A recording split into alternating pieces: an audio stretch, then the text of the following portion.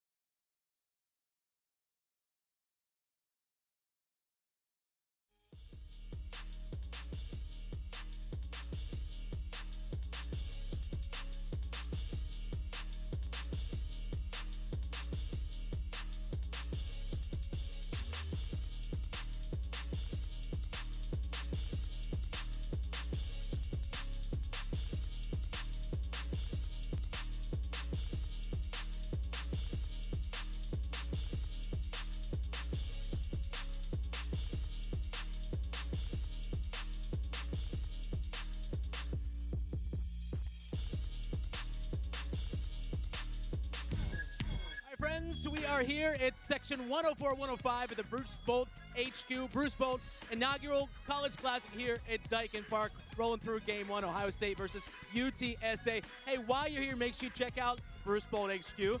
Check out the cool TV desk. And guys, where'd you get those sliding mitts?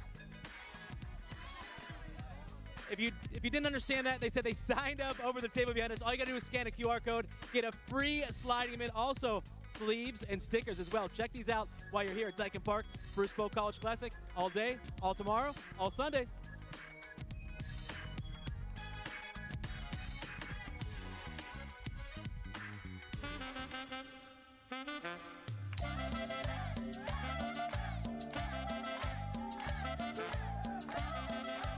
Now we head up to the train tracks for the train, indeed, and the one and only Bobby Dynamite at the helm.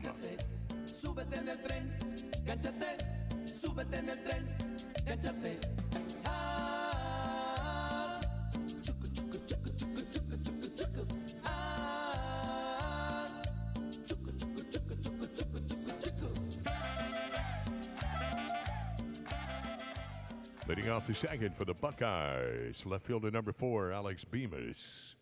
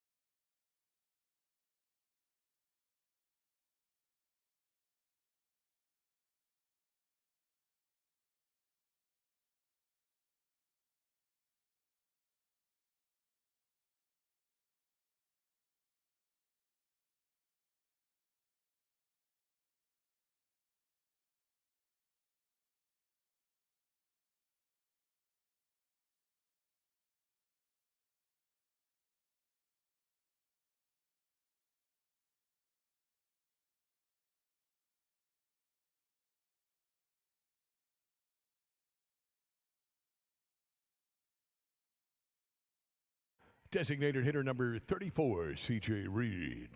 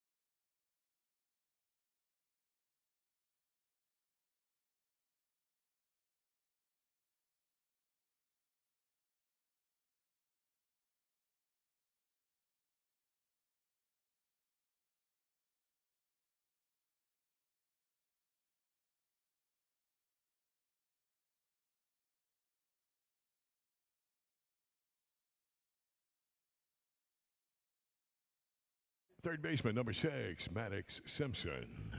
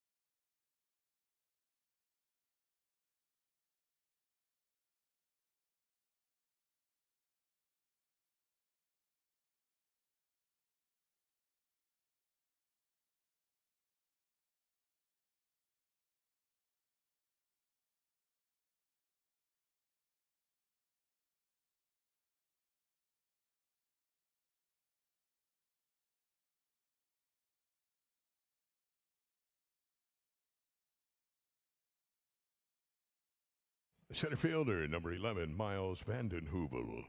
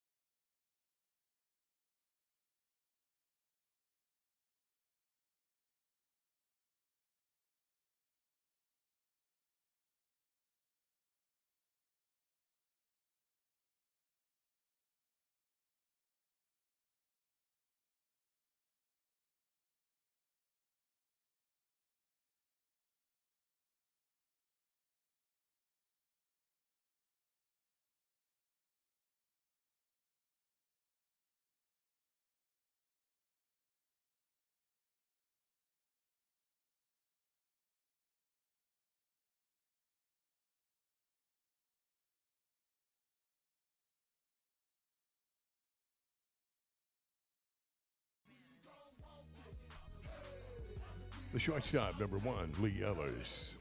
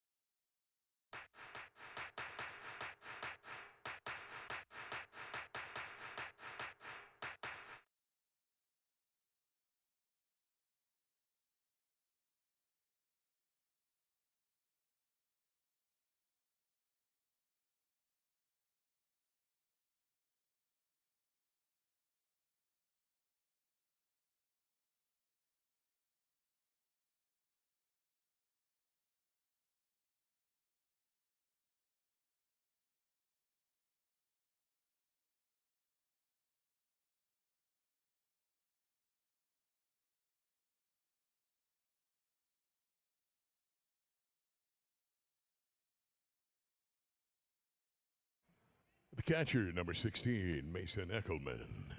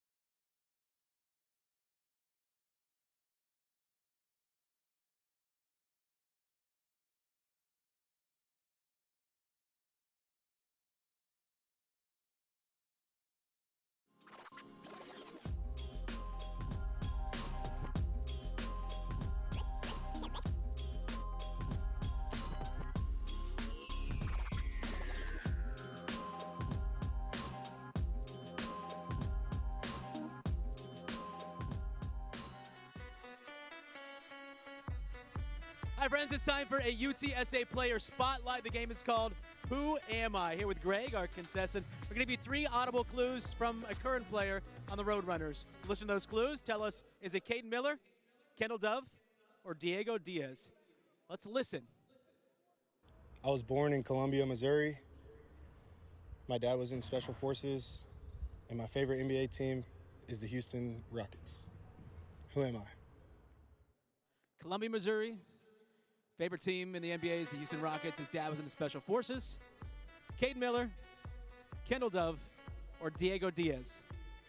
I'm pretty sure I'm going to go with Kendall Dove. Kendall Dove, no hesitation. Who is it? Show us Kendall Dove. It is Kendall Dove in there somewhere. Congratulations, Gray. We got a prize for you.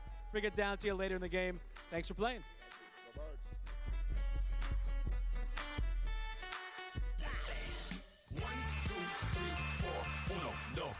I know you want me, you know I want you. I know you want me, you know I want you. I know you want me, you know I want you. I know you want me, you know I want you. 1, 2, 3, 4, 1, 2, 3, 4. Rumba, sí, ella quiere su rumba. Go, rumba, sí.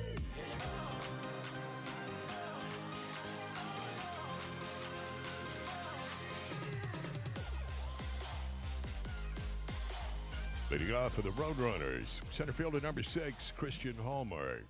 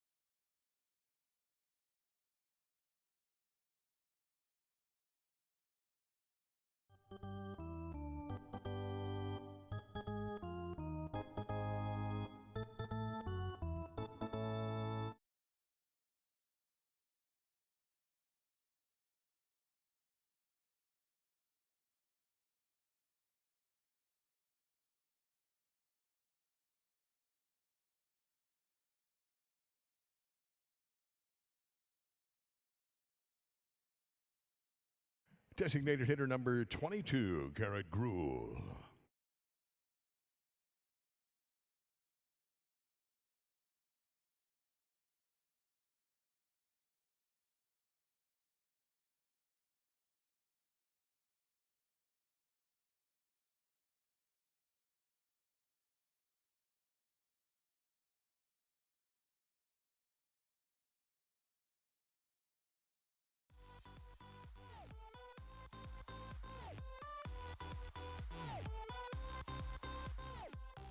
Second baseman, number 5, Diego Diaz.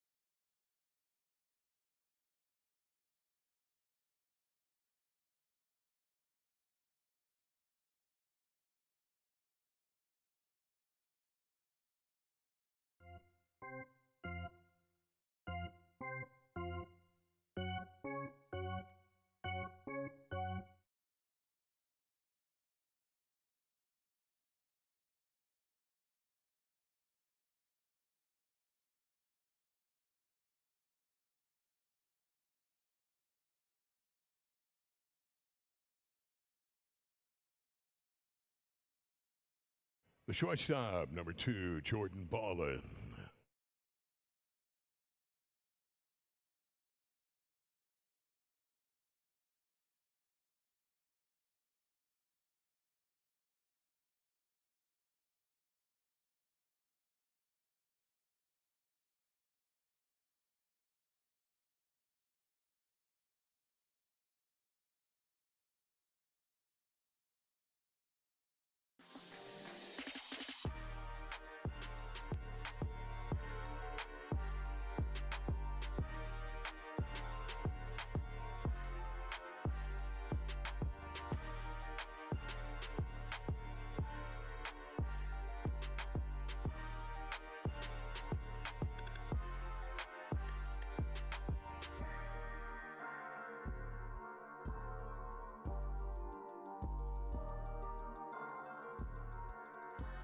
Hi, friends. We're down here with Mason from Columbus, Ohio.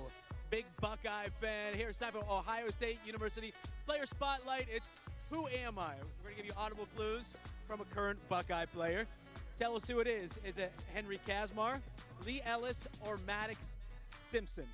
Let's listen to the clues. I like to fish, I like to play cards, and I play the piano. Who am I? He likes to fish, plays cards, and piano. Let's hear it one more time. I like to fish, I like to play cards, and I play the piano.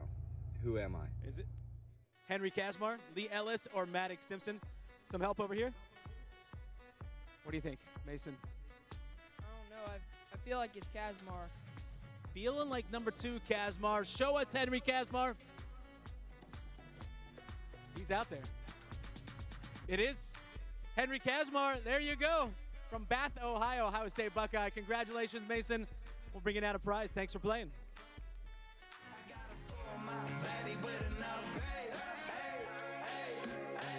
Yeah, we fancy like Applebee's on a date night. Got that Bourbon Street steak with the Oreo shake and some whipped cream on the top two. Leading off the third for the Buckeyes, right fielder number 8, Noah Furridge.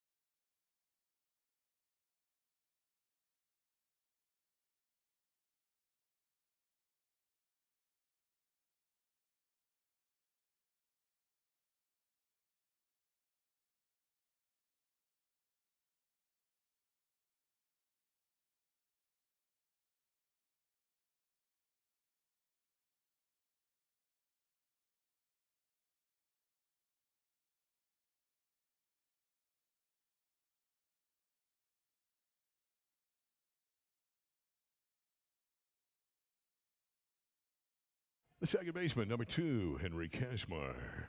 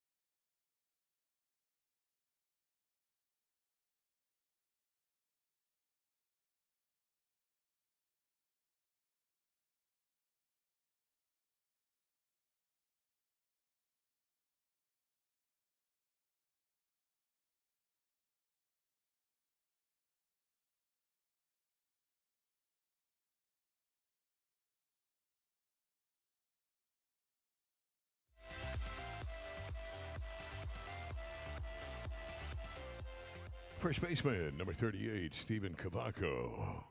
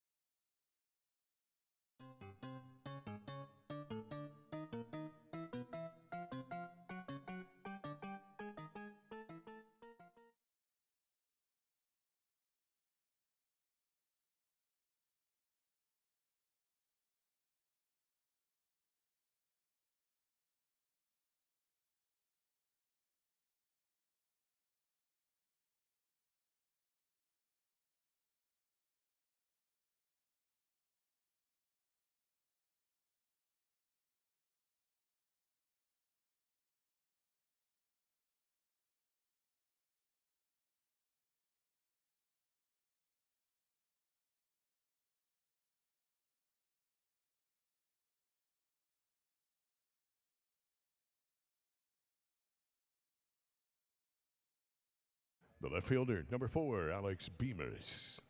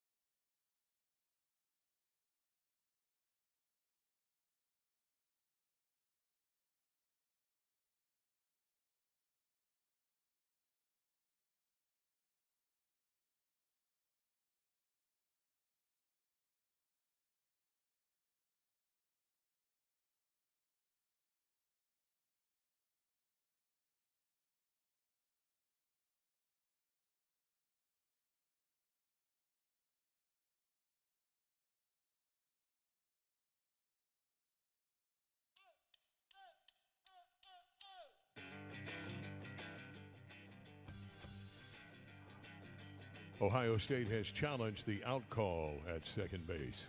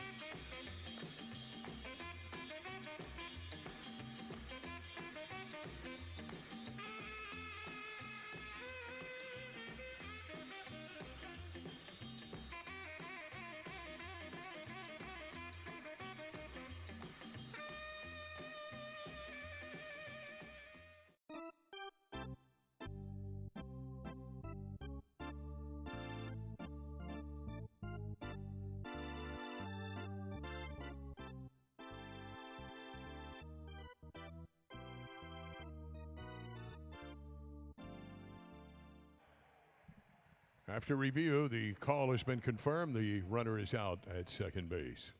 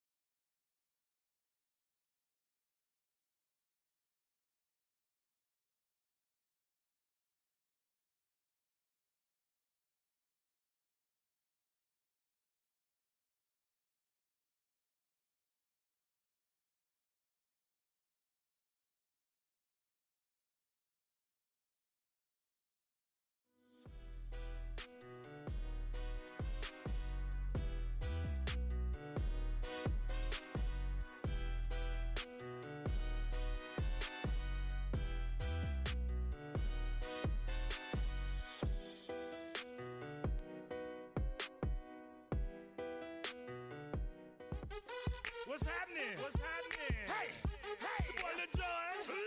The Pick Your Me Click. What's up, Phony? What's happening? What's up, Sean Paul? What's happening? Hey, now, ladies and gentlemen, it's about that time now. About that time. Turn this thing on out. Now let me see everybody do this. Hey, let's go. Snap your fingers, but do you still? You can do it all by yourself. Let me see you do it. Let me see you do it. Hey, snap your fingers, but do you still? You can do it all by yourself. Let me see you do it. Let me see you do it. Hey, snap your fingers, but then rock with it. Do it, do it, do it, do it. Don't drop with it. Do a step with it. Put your hips with it. All my ladies, let me see you put a twist with it. You can't do it like me, I'm by myself. I do it so good, I don't need nobody else. What's happening? What's up? Got that perk fired up. What's happening? What's up? Got Patron in my cup. I pop, I drink. I'm a Patron and perk, I can't think. I'm boiling to go. Don't know how that I'm getting home. Hey, snap your fingers. Leading off for the Roadrunners, first baseman number 34, Caden Miller.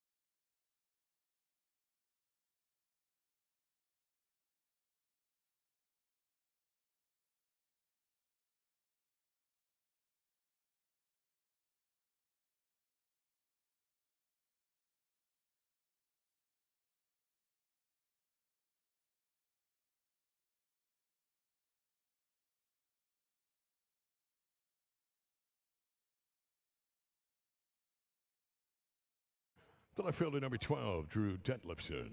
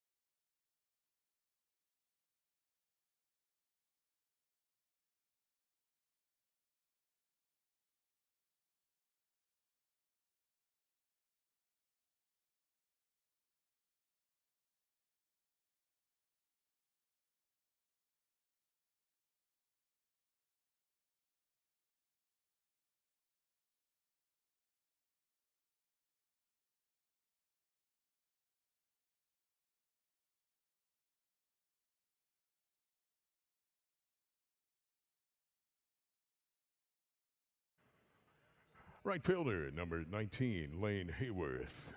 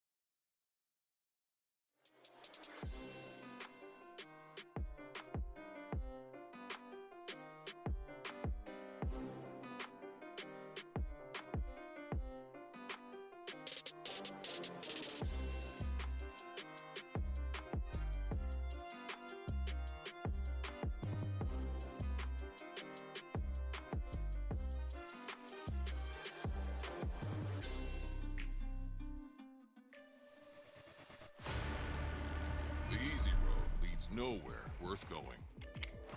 That's not Houston. That's not this team. You need the challenge. You need the burn. Because greatness is forged through the fire. Molded by the moment. And pursuit is one. Our journey requires an evolution. reimagining what it means to truly exceed our potential, battling for each other, and for the opportunity to push beyond, no matter what is stacked against us. We know the odds, yet we don't flinch. We don't wait.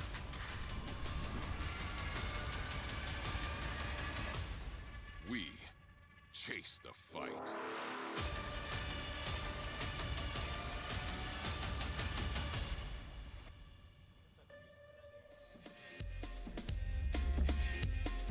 We would love to see you back here at Daikin Park for the Astros 2026 season. We've got single game tickets available right now. You can get your tickets for marquee matchups against the Yankees.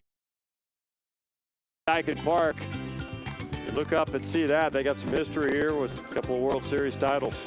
Of all the signage in this park, those two are my favorites right there. Just reminding everybody that it's been a pretty good run of baseball here the last few years. Yeah, the turnaround began in 2015, really, when they got back to the postseason. They missed out in 2016, but World Series runs, couple titles, ALCS championship wins and appearances. I mean, yeah, what a run, and got to keep it going. You know, they feel like they've got some talent. There's some question marks, but they feel like they can make a run here in the AL West. When you're going to be that good and that competitive over the course of a decade, you're going to have to turn the roster over a couple of times. And you know, there's been different iterations of the Astros, you know, from 2015 to 2017 to 22, and now here in 2026, but the goal remains the same. C.J. Reed leads it off for Ohio State. Takes a called strike, 2-1 now on Reed. Reed, a junior from Colorado Springs. Made a stop at Hutchinson Community College on his way to Ohio State.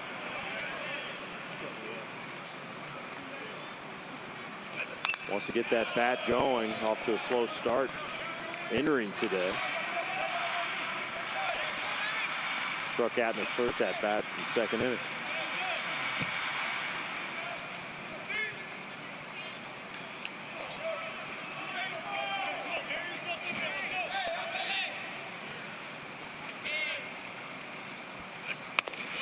There's the 2-2.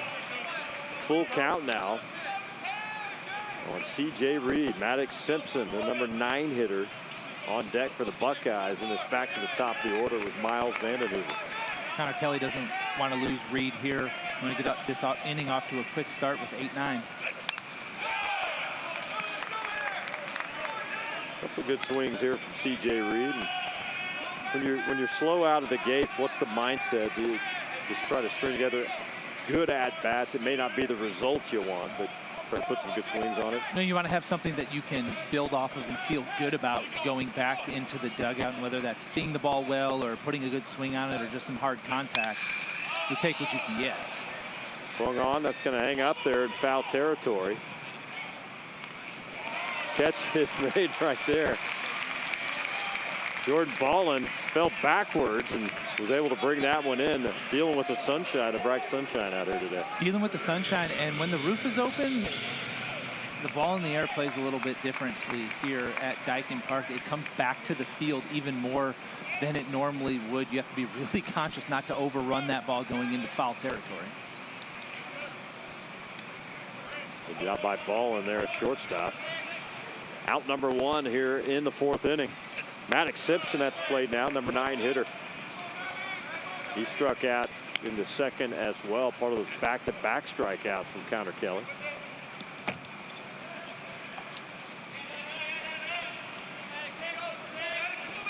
Right now you're looking at Kelly, Brian, at 80 pitches. See what the result is in this inning, but you would think pretty soon they're going to go to the bullpen. You're certainly not going to want to push a guy past 100 pitches this early in the season. So 80 pitches, see how this inning shakes out. Maybe you can run him out there for another if he's efficient. But you're starting to see some stirring down there in the UTSA bullpen. Nobody throwing yet, but there's a bunch of guys who are watching the pitch count down there as well.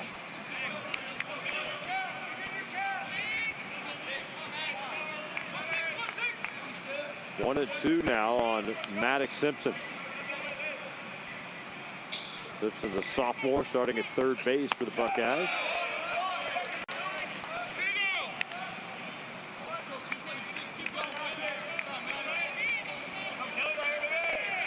Simpson's from Fort Myers, Florida, out of Bishop Barrett Catholic High School there.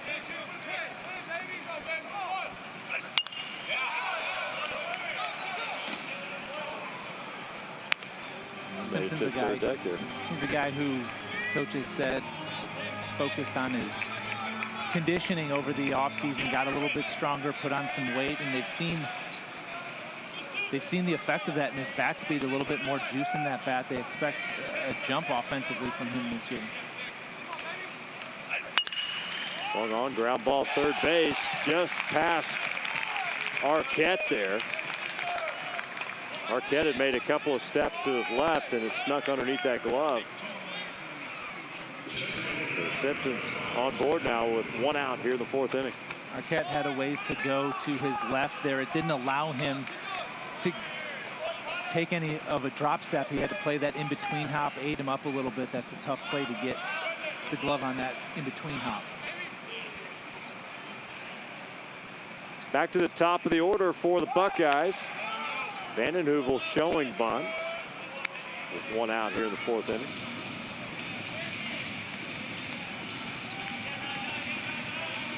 A couple of walks so far in his 2 at-bats facing Connor Kelly.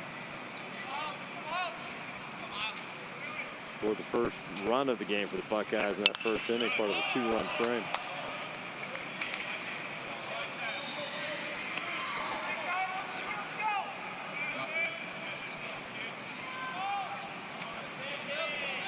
UTSA defense, they need to be on high alert here. You've got a guy on first base in Simpson who can run. You got a guy in the box who can handle the bat. Ohio State might try to force some action here. Bunt attempt by Vanden Heuvel. Got a piece of it. 1-2 now on the Buckeyes leadoff hitter.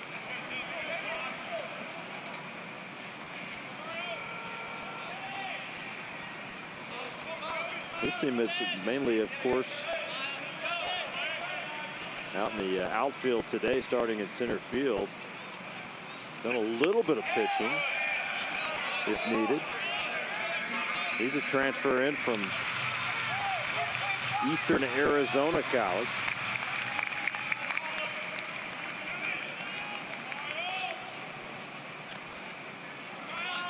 He's out there for the last couple of years. He's a Scottsdale, Arizona native now in Ohio State.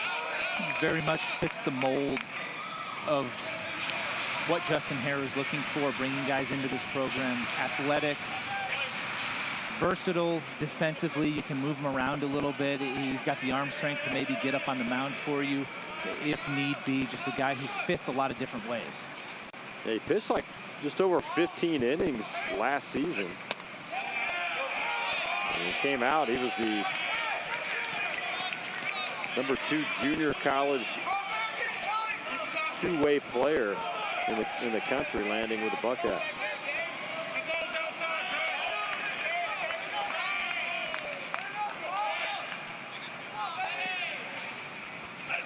(3-2) called third strike by Connor Kelly.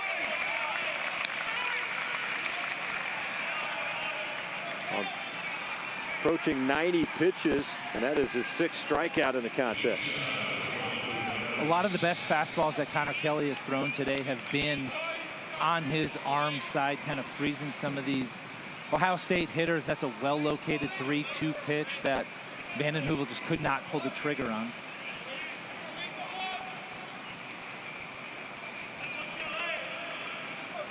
A big out for Connor Kelly. 2 outs now here in the 4th inning. Brings up Lee Ellis. Oh, that got a piece of that one. He doubled, also walked today with an RBI.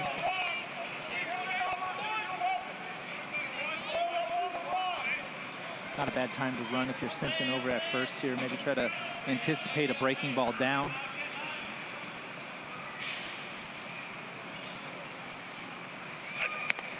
Ellis along with Mason Eckelman and Henry Kazmar, named 3 of the Big Ten's top prospects for the 2026 draft by D1 Baseball.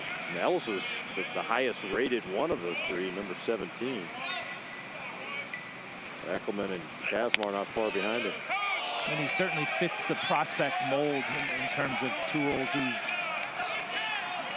strong for his size, kind of a wiry strong. He can really run. He's got good arm strength. There's some sneaky pop in that bat. Very, very much the projectable type. Lays off that one. 2-2 now on Ellis. Mason Eckelman on deck for Ohio State.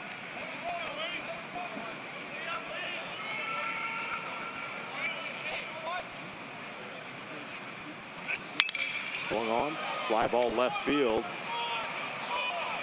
That's going to keep carrying there in left center on that cutout area, one of the deepest parts of the ballpark. Detlefson right there, though, underneath it for the 3rd out here in the 4th inning. The 3.5, 2-1 lead for Ohio State.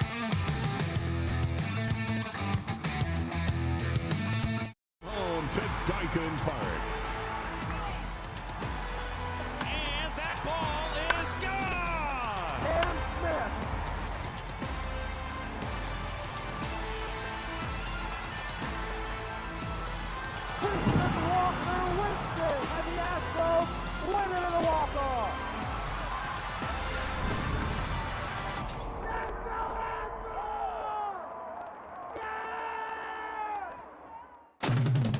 It's back. Yep, baseball is back. And it's time to warm up with spring training on Space City Home Network. Swing and a miss. Time to get and get to know the new guys too. What's up, Sean? Yep, see it all come together. Astros Spring Training is on Space City Home Network. Presented by Whataburger. The excitement, the emotion, the passion, epic highlights, inspirational stories, unrivaled coverage. This is H-Town High School Sports with Todd Freed. See it all right here on Space City Home Network.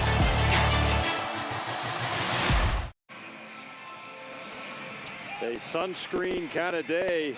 Beautiful day for baseball here at Daikin Park as the fans, Buckeye fans right there, enjoying the weather and the opening ball game. We go to the bottom of the 4th inning. Ohio State leads it 2-1 over UTSA. 2 runs, 5 hits for the Buckeyes so far. 1 run, 3 hits for the Roadrunners. Andrew Stuckey will lead it off for UTSA here at the bottom of the 4th inning.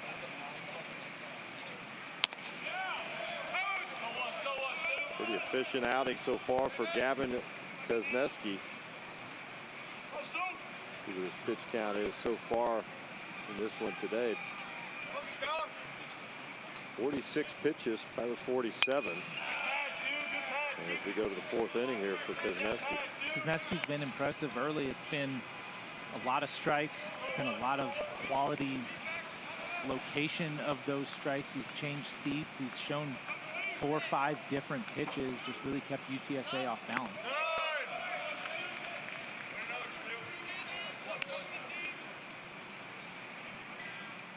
Still no activity out there for the UTSA bullpen. There's some guys walking around, nobody throwing yet, I don't believe there. So we kind of keep an eye on that pitch count for Connor Kelly. They had a couple guys up, stirring around, playing a little bit of catch last inning, but looks like everything's been shut down.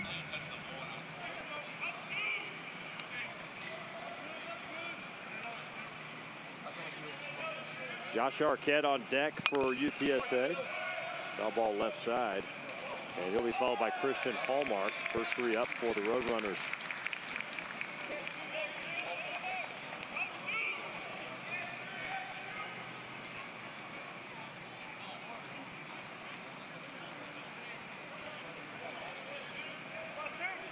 And this is the opener of 3 today here at Daikin Park. 3-2 swung on. He popped up. Cavaco being called off. And out number 1 here in the 4th inning. Nice little sequence right there from Kuznetsky. Got behind 3-1, threw Stuckey a 3-1 curveball that he was really far out in front of, so you get him sitting back a little bit and then climb the ladder with a 91-mile-an-hour fastball and beat his bat and get yourself in a little infield pop-up. Cavaco on it first, and then Henry Kazmar came over and called him off for the out. Josh Arquette now at the plate. He's the local product we told you about earlier. He's a sophomore in this UCSA lineup. Played it from the Kingwood area.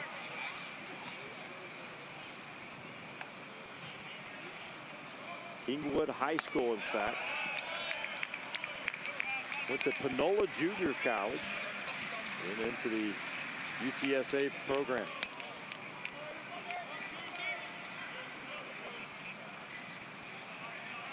Wearing 0 on the back of his jersey. Got to be some kind of story when you want that number, right? Would imagine so. It doesn't seem like that's the number that you're going for from the very beginning. Something must have been taken. Yeah, being into the program, the number he wanted, yeah, wasn't available.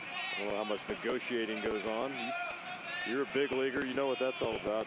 If you want a number. With NIL these days, maybe people that's are true. buying numbers. Good, yeah, good point. That's been a game changer, no doubt. I made it very clear that at all times my number was always for sale. Nobody ever wanted it, but it was for sale.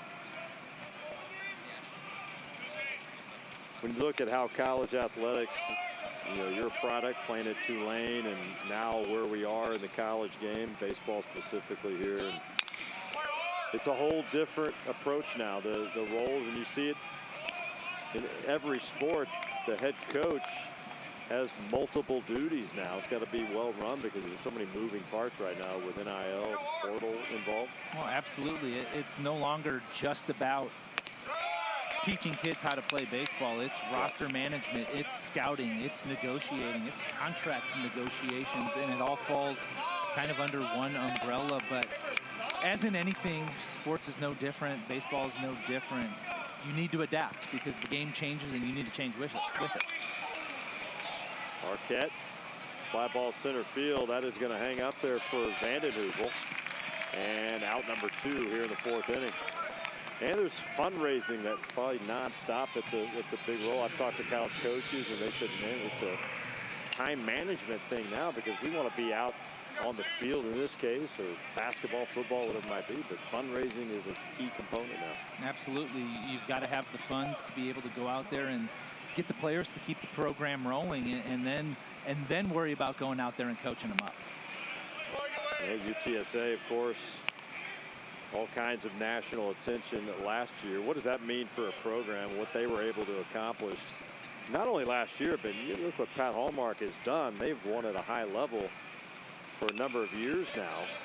In fact, 30-plus wins the last 3 years, each of the last 3 years. But it's a super regional coming off, knocking off Texas and Austin. All those things that we just talked about, the fundraising, the recruiting, convincing kids that want to come to your program, that is all made easier by winning, by being a team that has the chance to go to Omaha, by being a team that puts guys into the pros and gets guys drafted. If you have a successful program, that is the best way to be recognized. That is the best way to excite your fan base, and that is the best way to continue the momentum that you build. Christian Hallmark at the plate, swung on. Right center field, pretty good carry as well to the warning track, but again, Vandenheuvel right there to haul it in. 3rd out here in the 4th inning. We're going to the 5th here at Daikin Park, 2-1 Buckeyes.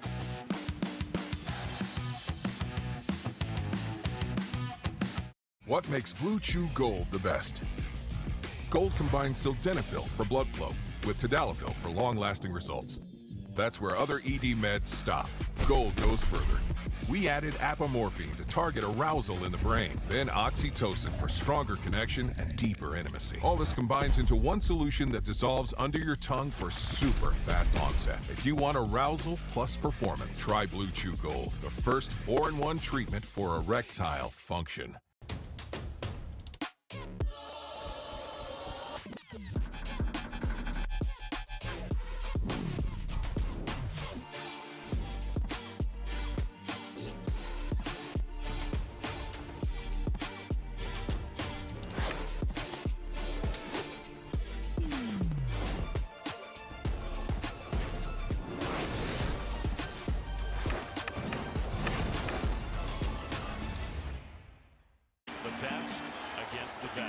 What do you know about this baseball?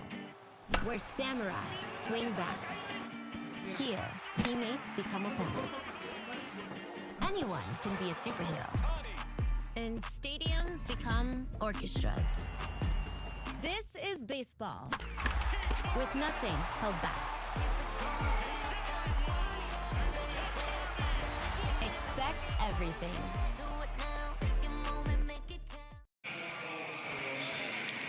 All right, there are the numbers, Brian, on Connor Kelly so far on 98 pitches. So he is back out here to start the 5th inning. It hasn't been efficient, but it's been fairly effective for Connor Kelly. He's had that pitch count run up there a little bit, but the stuff has been good enough that when it's in the zone, he's been able to get swings and misses and get some strikeouts and get himself out of some jams. Activity again in the bullpen now. You got a couple of guys up for UTSA. As Connor Kelly faces Mason Eckelman to lead things off here in the 5th inning. When you've got a spot in the order in Eckelman and Furch that Kelly has been successful against first couple times through the order, see if you can get through that, and then you go from there. Two guys up for UTSA, Mike DiBattista, the right-hander, and also Christopher Gutierrez, a lefty freshman. Both those guys are up for the Roadrunners. You look down the lineup a little bit once you get to Kazmar Cavaco, a couple of lefties, so I think it'll be a little bit of matchup for Pat Hallmark when he does eventually make a move who he goes to down there in the pen.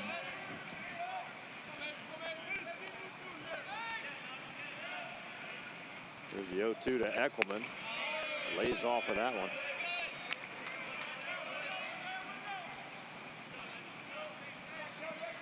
Now over 100 pitches in the outing for Connor Kelly.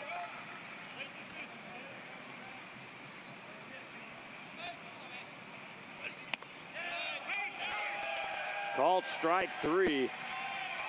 That is strikeout number 7 for Connor Kelly.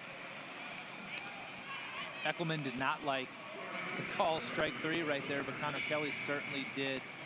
Puts that fastball kind of right underneath the hands. It's a pitch that you're looking to get a swing on, try to get a swing and miss. But if you can just nick the top of the zone, it works just as well. Quick out here in the 5th inning. Noah Furch at the plate now for Ohio State. Struck out in his last at-bat. He's 0 for 2 today.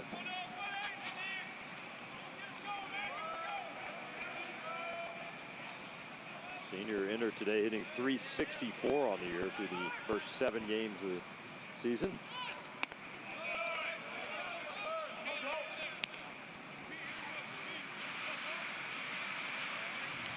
You surprised this early in the season that, in this case, Connor Kelly's over 100 pitches? A little bit. They obviously know he's capable of doing but that. It also depends on, you know, what your buildup was before the season. Swung on by Furch. Plenty of carry. Up, out, and gone.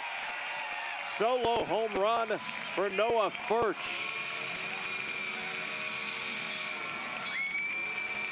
Second home run of the season and RBI number 6. First big swing of the day that we've seen from either side. Noah Furch gets ahead in the count. Knows that Connor Kelly's in a situation where he doesn't have a ton of pitches to work with, so he's going to have to come at you. and just jumps all over a fastball in the heart of the zone. The fastball down is easier to handle than the fastball up sometimes. It was a good job by first to just go down there and drop the head on it. Not that home run. Here comes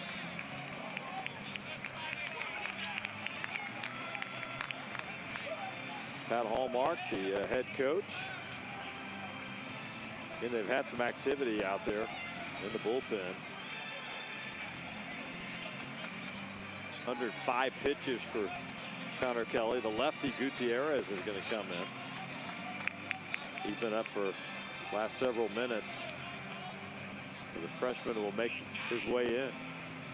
We'll take a break. 1 out here in the 5th. Pitching change for UTSA.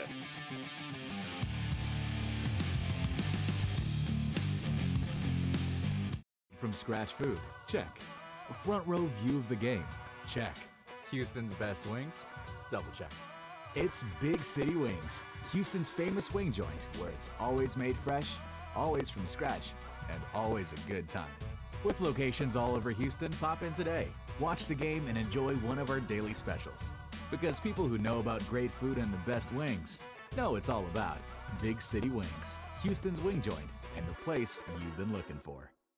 Remember how great it was to report the news and share facts with the community? We still can.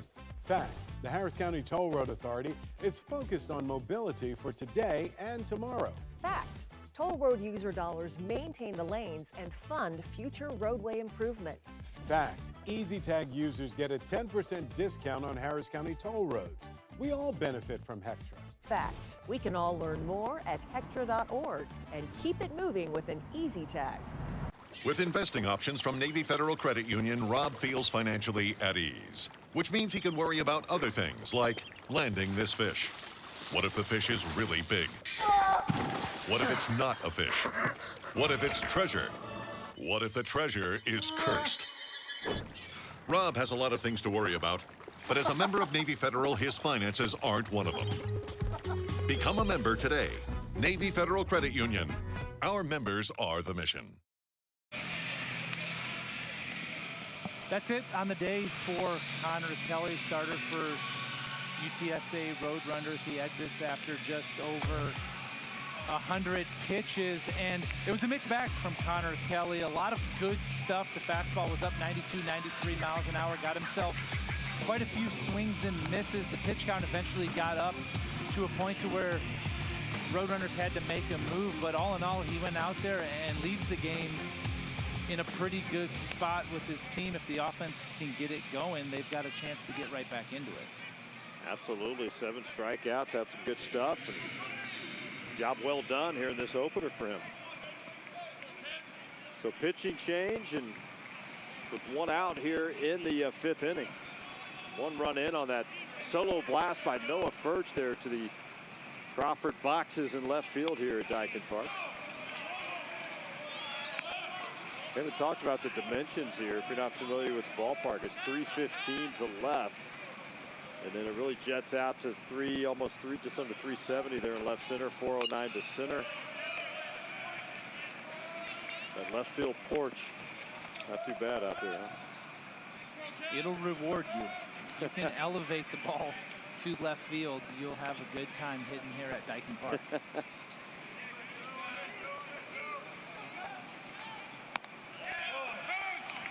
All right, Henry Kazmar at the plate now.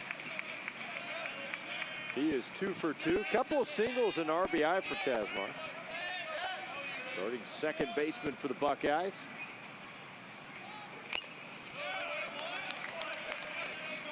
This is Christopher Gutierrez, as Brian mentioned, stepping in now, the freshman out of the bullpen for the Roadrunners.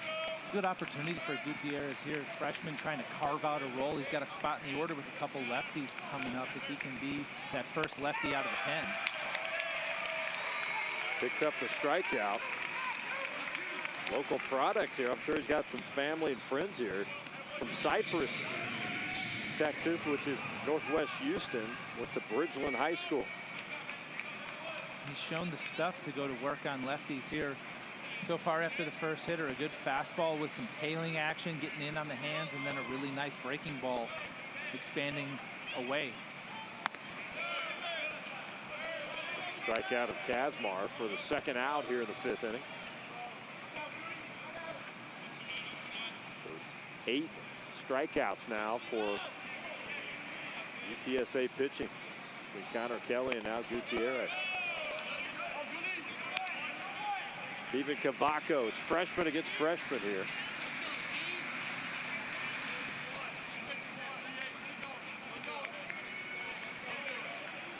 Cavaco starting first baseman for Ohio State.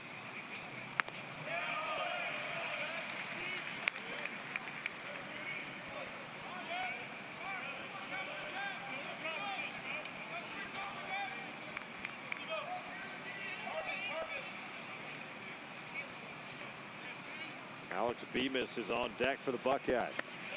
Leads a 2-1, evens the count 2-2 now.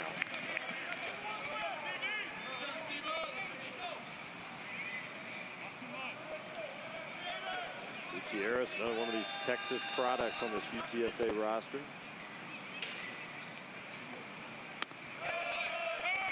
Called strike, 3-2 now on Cavaco. Again, you're coming in off a super regional year. You're already becoming slowly a household program in the state of Texas. It's got to help recruiting. Absolutely. You mentioned super regional. That'll go a long way when you're walking into some recruiting situations. Well, how about Gutierrez out of the bullpen? 2 hitters, 2 strikeouts through 4.5. It's 3-1 Ohio State.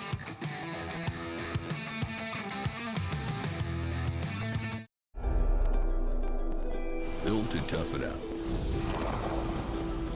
and to take it easy. Built to carry tradition and to make new ones. The 2026 Toyota Tundra. Built in Texas, driven everywhere. Qualified buyers get 2.99 APR financing for 72 months plus $1,000 of Venture cash on a 2026 Tundra. Offer ends March 2nd. Toyota. Let's go places.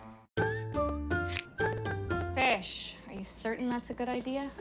Yeah, I'm just gonna zap it for 20 seconds. Are you for imprint certain?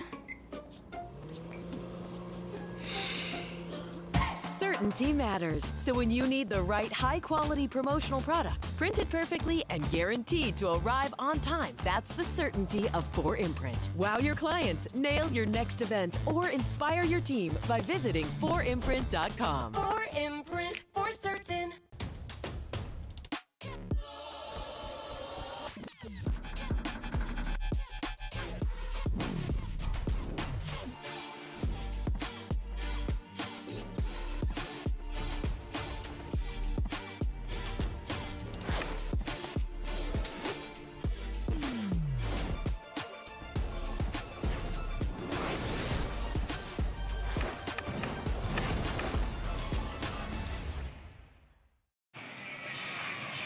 Bottom of the 5th inning here at Daikin Park. Opening day of the Bruce Bolt College Classic. Randy McAvoy, Brian Bogusevic with you. Man, this is a great tournament. We're seeing some great teams come through town each and every year, and we're off to a nice start here today. No, it's just a great setting for college baseball. You get a big league ballpark, you get high-level college baseball, and it's been a good start. It's been a couple of teams who are playing really good baseball so far. 3-1 lead for Ohio State as UTSA tries to chip away at the deficit, facing Gavin Kozneski, I should say. 63 pitches so far entering this inning for the Buckeyes right-handed. Derek Gruhl got a piece of that one just in the foul territory there. Into the stands. Kozneski's really been in command, not just commanding his pitches, but been in command of the at-bats. He's really dictating the terms of how the at-bats play out. He's been ahead in the count often. He's changing speeds, keeping these UTSA hitters off balance and reaching for balls, kind of been one step ahead.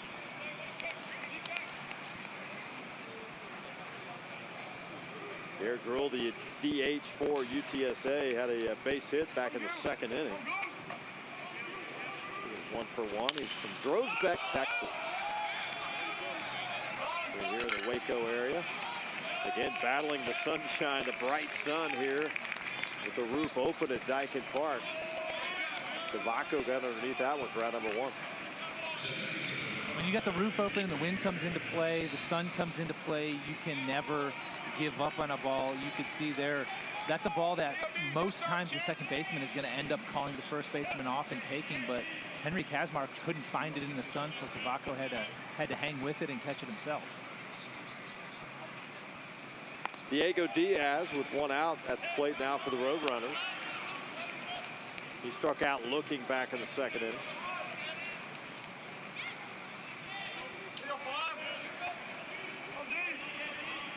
Diaz is a junior, hitting .250 entering today.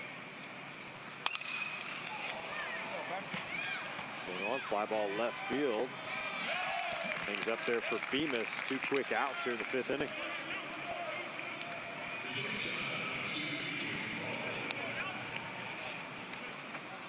Well, impressive outing so far for Kozneski. Does not waste a lot of time out there. Pitch count still low here today. You see the home bullpen here at Daikin Park, but out deep left center. Can't see the activity for the visiting teams here. Jordan Ballin at the plate now. Pat Hallmark didn't have to go far to find Ballin, who's from nearby Bernie. 45 minutes or so outside of San Antonio.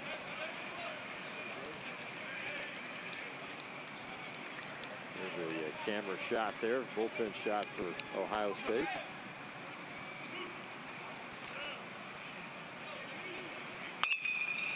Three runs, 6 hits so far in this contest for Ohio State.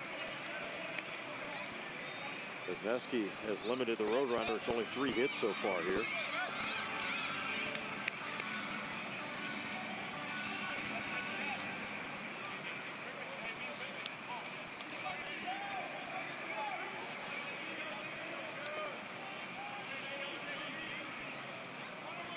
Ohio State play him straight away there.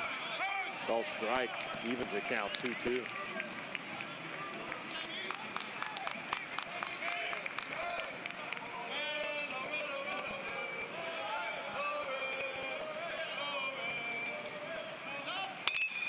Foul ball left side. Ballin keeps it alive here. He's a sophomore. As I said, from Bern. He played at Bernie Champion High School.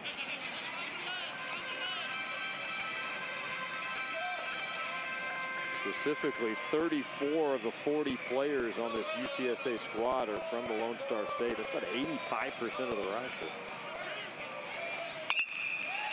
Nice swing on it. Into center field for the base hit for Jordan Ballin. It's a really nice swing from Ballin right there. He's probably thinking to himself during that at bat, what do I got to do to get something to hit? He gets ahead 2-0. Fouls off a really nice changeup, gets a fastball painted on the outside corner, fights off another good changeup.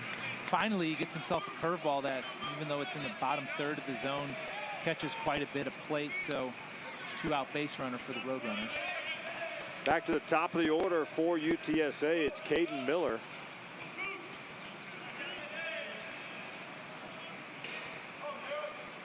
Miller starting all the games so far this season at first base for Pat Hallmark. The sophomore out of Madisonville. About 30 minutes north of Huntsville, right off the Interstate 45.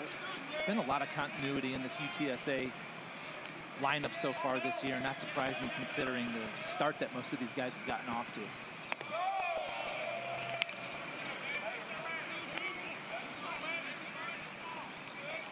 Entered today hitting .333. Double digits in hits already at that point. 4 of those extra base hits for Miller. Also has a little bit of power. Had a home run at first. This first home victory of the season.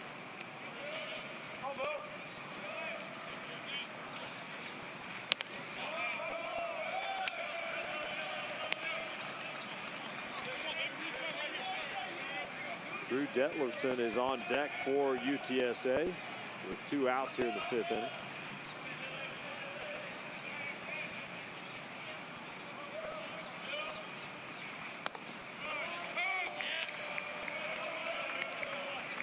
3-1 now. Count on Miller. Even with the 3-1 count against a pitcher like Kuzniewski, can't be just dead red on a fastball. You got to still be thinking middle of the field. If you try to go up there and get pull happy or get too big, he'll pull the string on you and you'll be out front.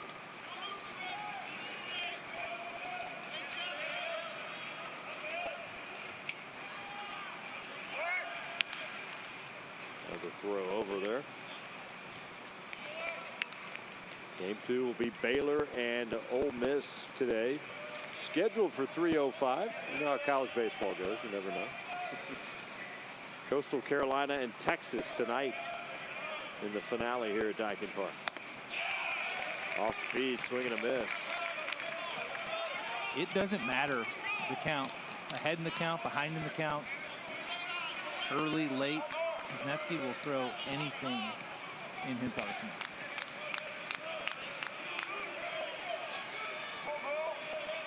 Here's the 3-2. High ball 4. So Miller will take the trot down to first base.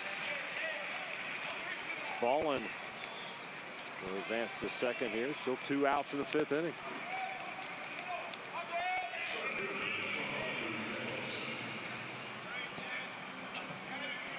Really the first time that Gavin Kuzniewski has labored a little bit, even in that first inning. When UTSA pushed a run across, it was kind of quick strike. Kuzniewski got a couple of quick outs and then boom, boom, couple of swings and there was a run in. He wasn't really working all that hard, but now UTSA has put some pitches on him. They've grinded a little bit. They're finally in a situation where within the inning, maybe Kuzniewski can get a little bit fatigued and maybe make a mistake. Yeah, began the inning at 63 pitches. He's now up to 80. 2 outs here in the 5th inning. Drew Detlefsen at the plate now for UTSA.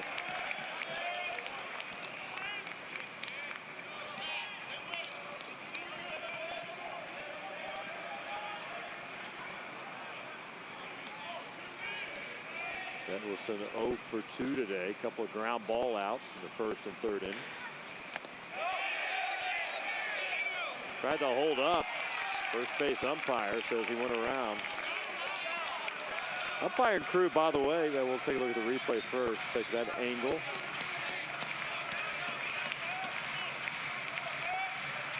Yeah. That's first base umpire Michael Durantis. We'll go through the whole crew here in a moment.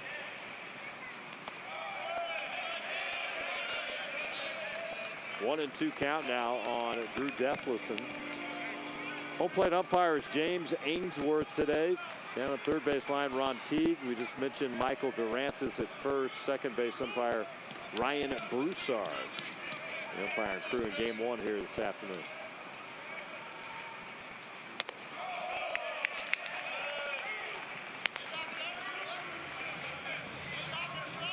Two count now, Detlefsen. Lane Hayworth on deck for UTSA.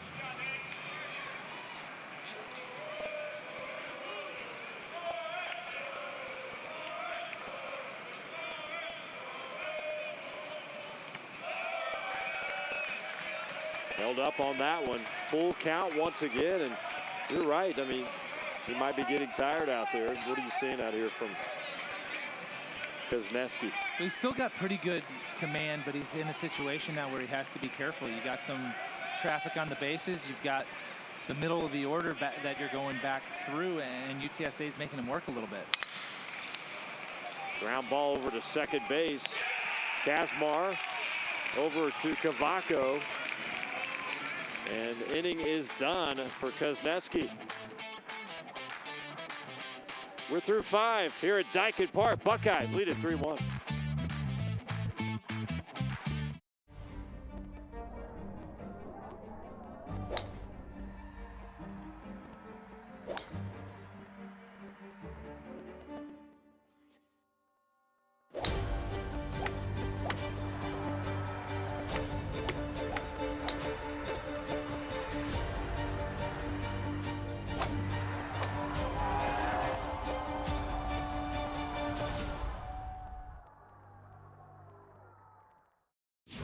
town. I've been waiting for it, you've been waiting for it, and now it's here. They finally climbed that hill! Catch your Rockets and Astros games for just $19.99 per month, or sign up all year for $199.99. That's $40 in savings. Forget about it! No cable, no satellite, no contracts. Just download the app and watch your teams. Stream your teams direct with Space City Home Network Plus. Download today at schnplus.com. This week on Rockets All Access, Jabari Smith Jr. reflects on his recent stellar performance. I feel like my energy's been consistent, and like I always say, if I play hard, the all-around game usually comes around for me. And that's an incredible block shot by Jabari Smith Jr. We see why defenses can't leave Tari Eason open for even a second. Tari Eason doesn't need much this season. Gets his shot off, straight line, the shot goes in. Excellent basketball. Rockets All Access, presented by Memorial Hermann. Only on Space City Home Network. Well, if you want to get involved here at the game day and game night experience, come check it out at Daikin Park as they chase the fight. Talking groups and suites. The premier experience. If you're in a group, astros.com/groups. Want to check out some sweet activities. Check out the site as well. Not a bad seat in the house here at Daikin Park. No, and that's a heck of a way to watch a game, is up in one of those suites with a good view and some food and drinks, too. Pitching change for UTSA. Mike DiBattista now in after quick work from Christopher Gutierrez. This is another guy coming out of the pen for UTSA who's trying to carve out a role for himself. He's kind of been stuck behind some good arms in a deep bullpen the last year or so, but he's thrown 6 innings already out of the bullpen. Fastball with a good crossfire delivery, changeup and slider to go with it. And he's trying to prove to this coaching staff that he can be one of those guys who's trusted coming out of the bullpen. As we start the top of the 6th inning, leading off will be Alex Bemis for Ohio State. So far today, he's 1 for 2. Had that double back in the 2nd inning.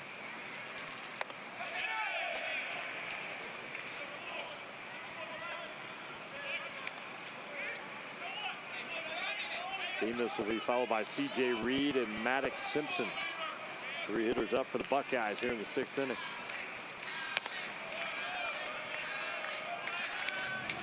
A lot of movement on that breaking ball from DiBattista, something that he can start over the heart of the plate and still break it into that left-handed batter's box. 1-2 outside, evens the count 2-2. Just a combined 10 hits in this one so far today. 6 for the Buckeyes, 4 now for UTSA. Buckeyes scored 2, pushed 2 across in the 1st inning. Ball strike 3 right there. Another strikeout for UTSA pitching. Number 10 on the afternoon for the 3 pitchers for the run runners. If you put into a hitter's mind that you're going to try to get the chase, the breaking ball off the plate, you can kind of surprise them a little bit when you leave one on the corner, and that's exactly what DiBattista did. He threw that slider that just ended up on the outside corner for strike 3.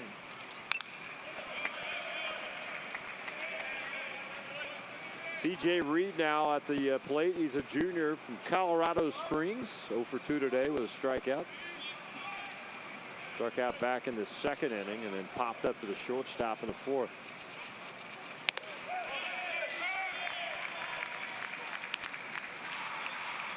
Got that right edge in there called strike. 0-2 now.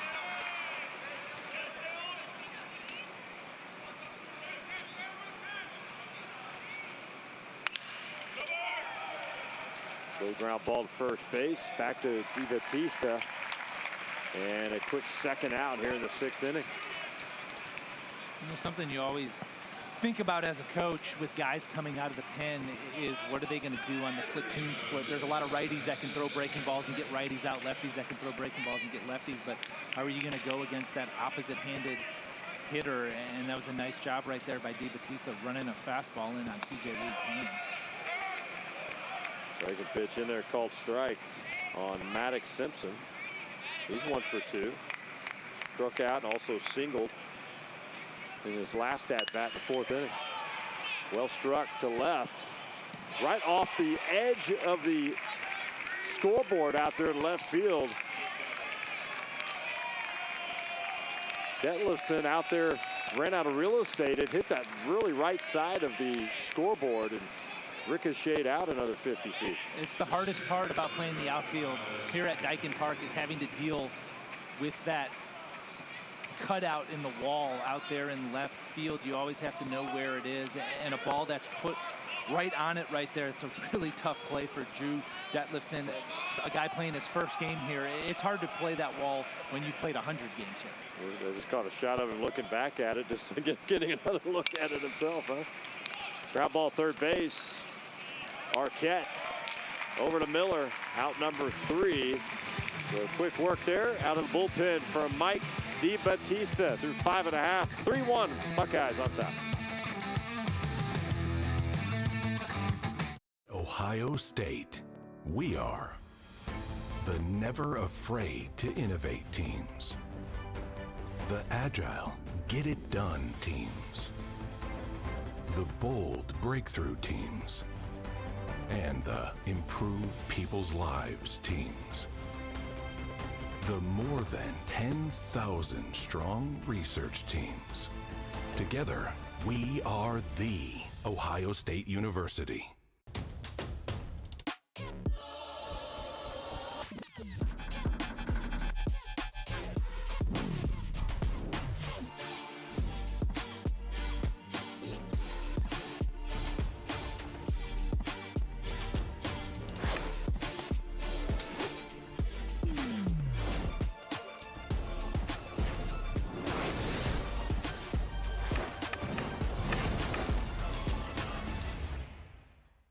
With investing options from Navy Federal Credit Union, Rob feels financially at ease, which means he can worry about other things like landing this fish. What if the fish is really big? What if it's not a fish? What if it's treasure? What if the treasure is cursed? Rob has a lot of things to worry about, but as a member of Navy Federal, his finances aren't one of them. Become a member today. Navy Federal Credit Union. Our members are the mission. Bottom of the 6th inning here at Daikin Park. Randy McAvoy, Brian Bogasevich with you. Ohio State up 3-1 right now over UTSA. Pat Hallmark, the head coach of the Roadrunners in his 7th season. What a job he has done with this program. And it's a program that he has built from the ground up. 7 years now. When he got there, there wasn't really much to speak about the UTSA baseball program. He's turned them into a perennial postseason team, and last year for the first time into the Super Regionals. Lane Hayworth will lead it off for the Roadrunners here in the bottom of the 6th inning. 1 for 2 today, single and a strikeout for Hayworth.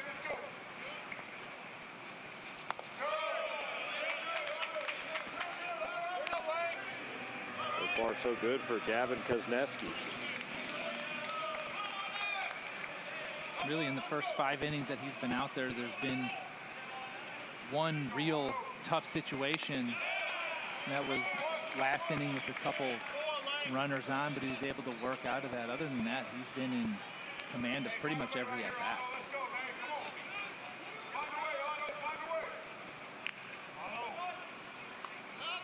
There's a 1-2.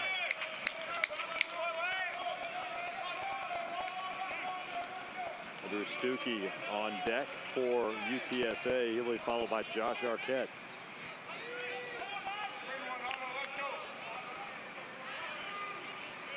UTSA's only run came in the bottom of the 1st inning after Ohio State had gone up 2-0. Kozneski. Solid ever since. 4 hits on the day for UTSA.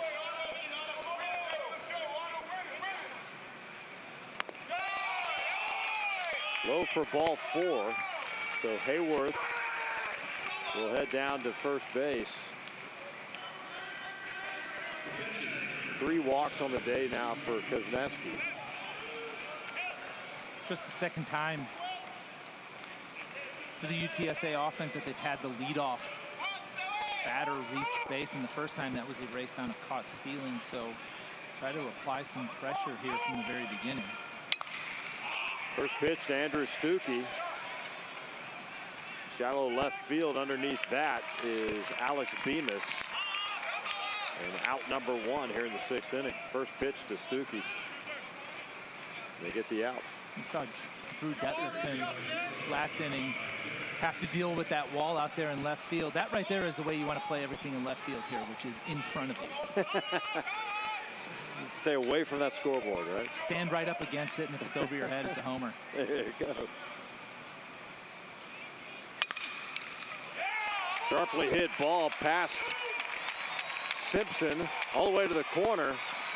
That's going to be a stand-up double for Josh Arquette. Roadrunners with runners in 2nd and 3rd now with 1 out in the 6th inning.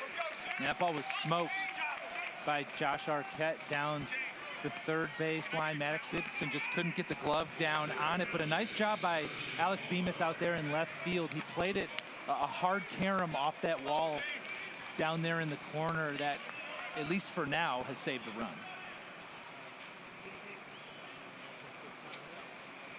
5th hit of the day. Roadrunners with their first threat really since the 1st inning.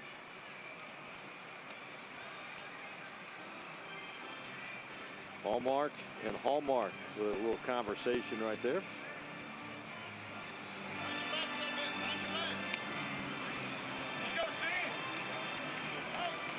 Christian Hallmark at the plate now. Struck out looking back in the 2nd inning. Flew out to left field in the 4th.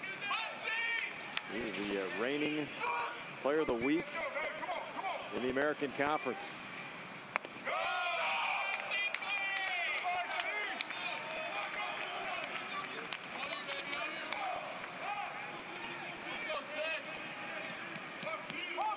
There's a shot right there by Josh Arquette. Camera angle there. In there for a called strike, evens the count 1-1. You get there down in the corners, left field, right field. You've got to know when to kind of give up on a ball and play it off the wall. Of course, you want to try to cut it off, but if you're not going to be able to, you got to get yourself in position to play that carom. And Bemis did a really nice job getting that hard bounce and getting the ball in quickly. Hallmark showing bunt right there. A piece of it, 1 and 2 now at Hallmark. It's kind of a safety squeeze right there. You can see runner at 3rd base not going full break to home. You got to read that ball off the bat. If you see it get down, then you continue on to home plate, but you give yourself the ability to try to scramble back on either a ball or if you bunt through it. Here's the 1-2 to Hallmark. In there, called 3rd strike. Nice pitch there from Kozneski. 2nd strikeout of Hallmark today. Both looking. It's been a pretty consistent zone today, and part of that consistency has been that it's been a little bit generous up top, and especially when you're getting a big curveball like Kozneski has, you're going to be able to start something up at a hitter's eyes and then drop it into the top, and it's just a hard pitch to convince yourself to swing at. 4th strikeout today for Kozneski. Big 2nd out here in the 6th inning. Brings up Garrett Gruhl now. Gruhl 1 for 2 with a single. And runners on 2nd and 3rd for UTSA. Down 2 here in the 6th inning.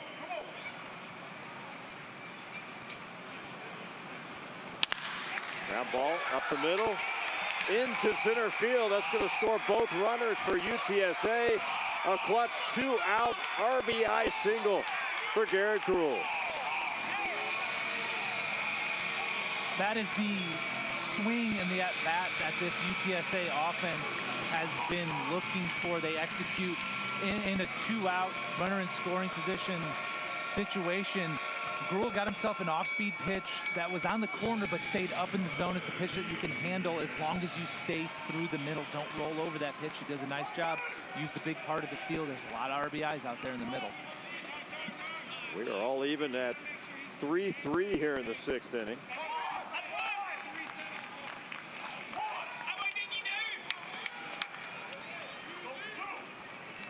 Diego Diaz looks to keep it going for UTSA.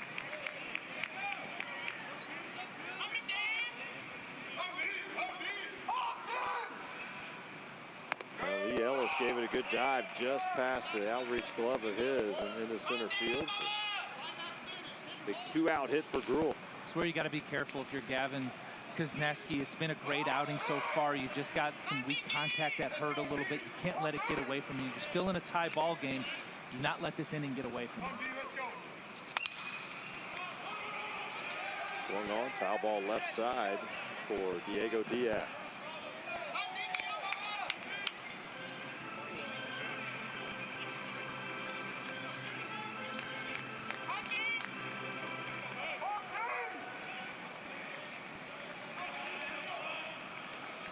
Ballin on deck for UTSA.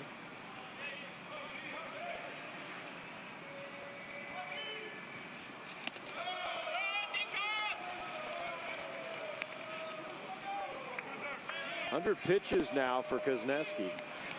You can see it a little bit too. All of a sudden these breaking balls aren't finishing where you want to be. Fastball command has wavered a little bit. He really want to buckle down here and make another quality pitch and try to get out. In there for a called strike, evens the count 2-2.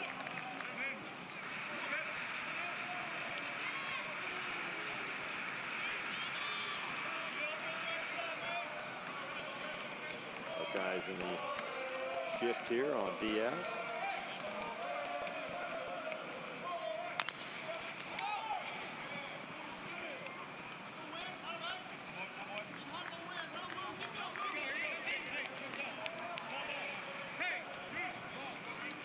Tomorrow, UTSA gets the middle game here at Dyken Park. It's Coastal Carolina.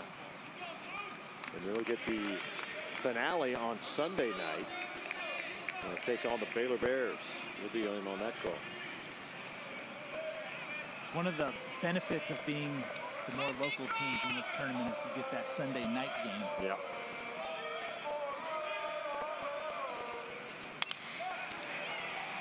Well struck, but foul there by Diego Diaz.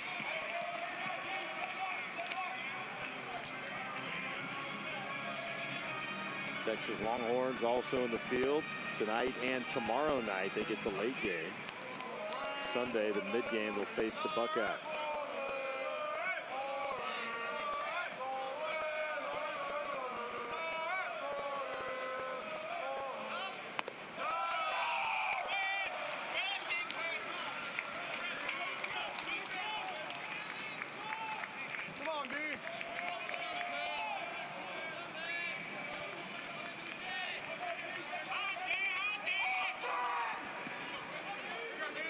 Two across so far for UTSA here in the 6th inning. Just got a piece of it. Looks like it's maybe off his right foot.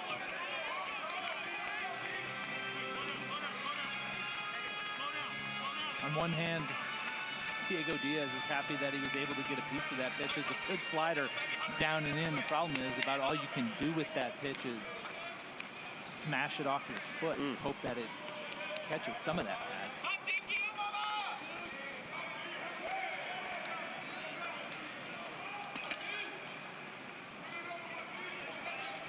(3-2) against Diaz. Swing and a miss. He'll throw it down to first base, and that'll do it here in the 6th inning, but not before the big 2-out, 2 RBI, game-tying single by Garrett Gruhl. We're even 3-3 going to the 7th inning here at Dyken Park.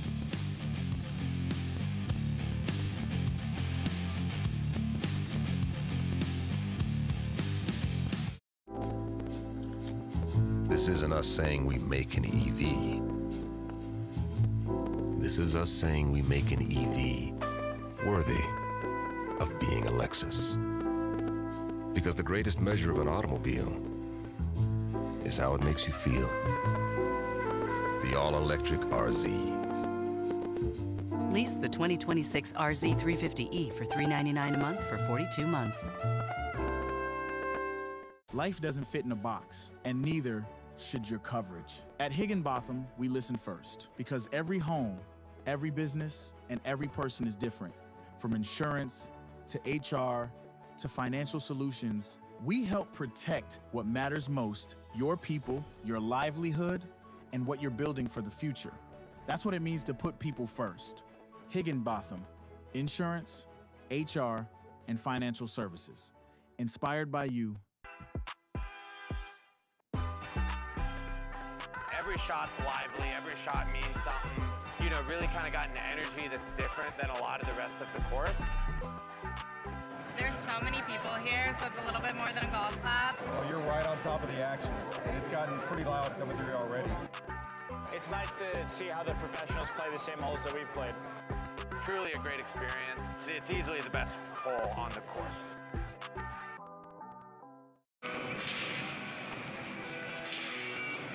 All right, top of the 7th inning here at Daikin Park, opening game of the Bruce Bolt College Classic. Ohio State was leading before the 2 RBI single by Garrett Gould tied it 3-3 now as we head to the 7th inning. And first pitch to Lee Ellis has popped up. Again, battling the sunshine. Underneath that is Josh Arquette. Quick out number 1 here in the 7th. Especially early on in the college baseball season, you're going to need relievers to come out there and go multiple innings and kind of bridge to the back end of the bullpen. And DiBattista back out there for his 2nd inning, and it'll certainly go a long way when you get a first pitch out. They'll take those, absolutely. Mason Eckelman now at the plate, the junior out of Broadview Heights, Ohio. And he's one of those prospects just like Lee Ellis is. Eckelman, when you look at the draft, the guy that scouts like top 30 player in the Big Ten.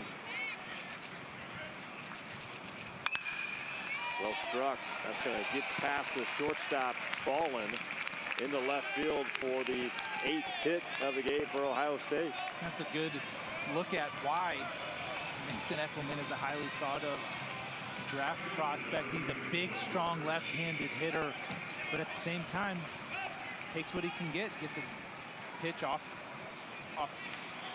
the outside corner and just pokes it the other way. Noah Furch at the plate now. This is what he did last time. Big swing out to the Crawford boxes for the home run. I got a 5th inning.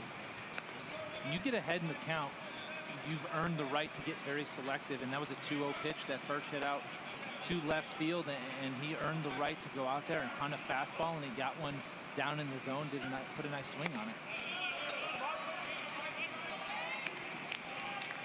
Furch 1 for 3 today with that home run back in the 5th inning, and it shot out quickly. There'll be some cheapies here every once in a while to left field at Daikin Park. That was not one of them. That would have been out just about now. Furch from Esco, Minnesota, but was at North Carolina Charlotte program for transferring into Ohio State.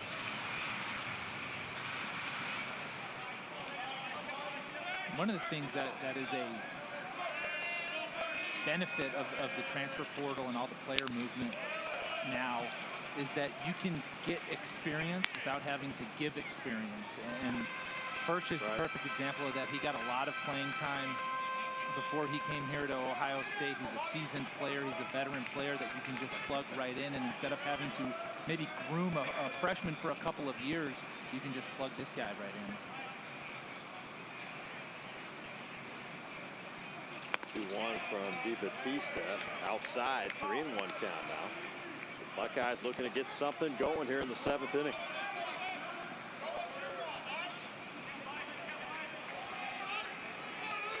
It led throughout before that big 2 RBI single in the 6th inning from Garrett Gould.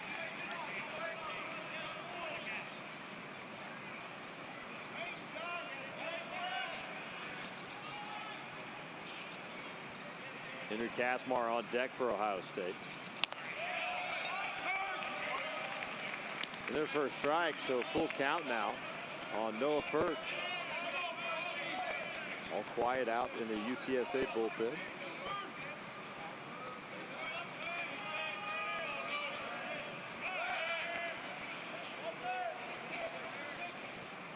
Interesting to see if Eckelman's on the move here. You got a catcher over there at first base running in the 3-2 count possibly, and a guy with some swing and miss stuff on the mound.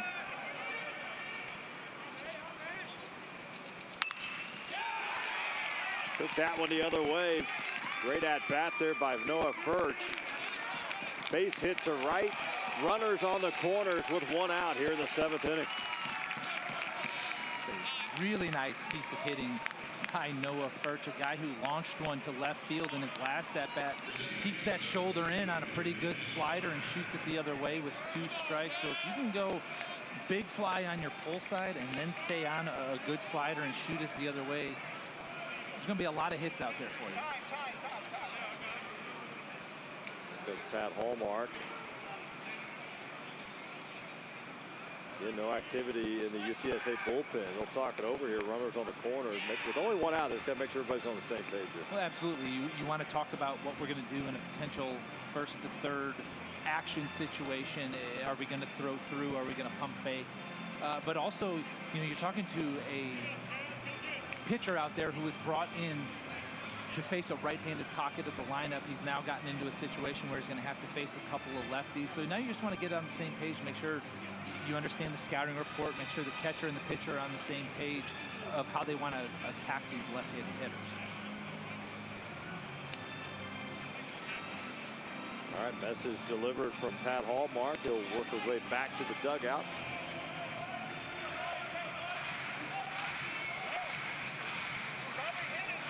Last year, 47-15. Final record for UTSA. Bowing out the Super Regionals to UCLA. Henry Kazmar at the plate now with one out. It's nice to have a veteran behind the plate, and Andrew Stuckey right there with the go-ahead run on third base. Still the confidence to throw that good breaking ball down. Kazmar 2 for 3 today.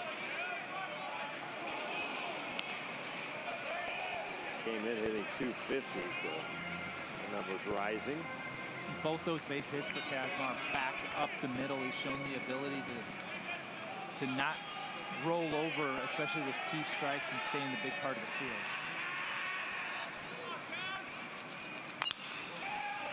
Just got a piece of that one.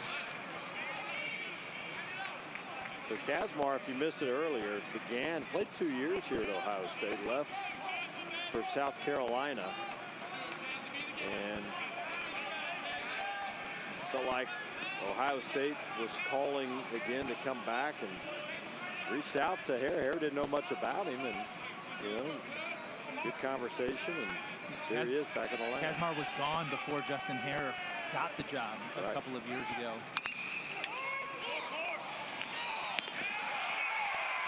Nice job by DeBattista, right back to Stuckey. They get the runner at home. He didn't hesitate, fielded it cleanly, and fired it to Stuckey. And that was the only chance, was Mike DeBattista getting off the mound and making that play. He gets off the mound quickly. His delivery kind of takes him to that first base side, but he pounces on this ball and knows not only do I have to get around on it, but he's got to make an accurate throw. And he does that, and they get the out at home and keep this as a tie game. Big second out here in the 7th inning for UTSA. Steven Cavaco, the freshman, now at the plate, takes a called strike. Cavaco 0 for 2 today, getting a strikeout and a walk. Old freshman in his Buckeye lineup. Ground ball second base, fielded cleanly by Diaz. Over to Miller, out number 3 in the 7th inning. So they get the force out. Buckeyes had something going, but they come up empty. 3-3 as we head to the bottom of the 7th. Kids, want to be a part of something big? Join the Astros Buddies Club, presented by HEB, the official kids club of the Houston Astros. Members 12 and under get 4 tickets to select Astros games, plus awesome gear, a drawstring bag, a widget hat, socks, shoe charms, and a cool lanyard. You'll also have chances to be a part of exclusive experiences like autograph sessions, clinics, parades, and more. All this for just $45. Sign up at astros.com/buddies and become part of the team today. This season, we're all fire. Higher aspirations, bigger dreams. And Space City Home Network is bringing you the most live coverage, plus pre- and post-game analysis. They left everything on the court. And exclusive content you can't get anywhere else. From behind the scenes to every moment that matters, we are here. We fought, came out with a win. Are you ready, H-Town? Because it's all fire on Space City Home Network. It's back. Yep, baseball is back. And it's time to warm up with spring training on Space City Home Network. Time to get back in sync with all your favorite players and get to know the new guys too. What's up, Sean? Yep, see it all come together. Astros Spring Training is on Space City Home Network. Presented by Whataburger. Bottom of the 7th here at Dyken Park. We're tied at 3 in a pitching change now for Ohio State after a good outing from Gavin Kozneski. The new pitcher is Zach Sigmund. Right-hander comes in with the 3-pitch mix, fastball, changeup, slider. He's going to throw a lot of off-speed, going to throw a lot of breaking balls, especially to some right-handed hitters. See if he can get out there and get a couple outs and bridge to the back of the bullpen. Diego Diaz, Jordan Ballin, and top of the order, Caden Miller. First 3 hitters up for the Roadrunners here in the 7th inning.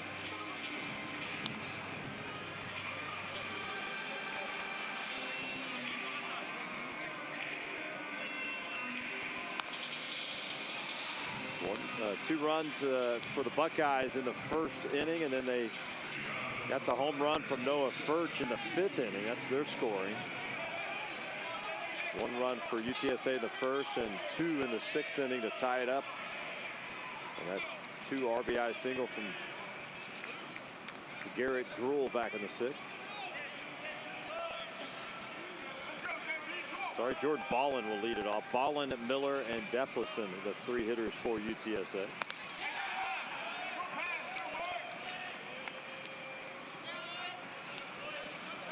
Ballin 1 for 2 today. Start at shortstop. Entered today hitting .250 in his first 20 at-bats.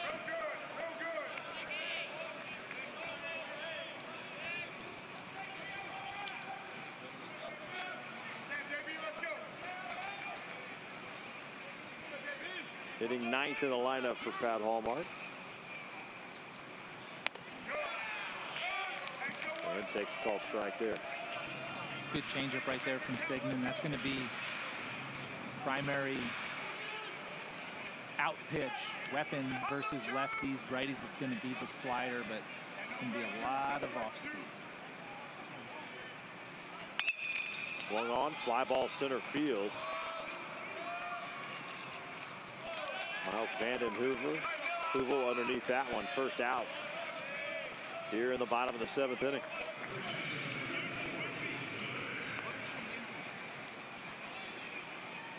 So UTSA goes back to the top of the order, and Caden Miller will try to get something going here in the 7th for the Roadrunners. A couple of walks today for Miller. He's 0 for 1.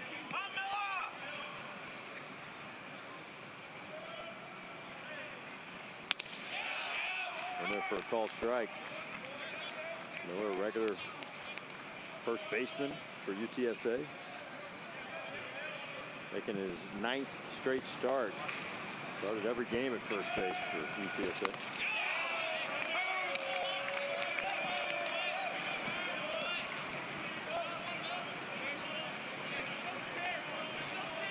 Tomorrow they'll face number 9 Coastal Carolina. Playing in for the first time.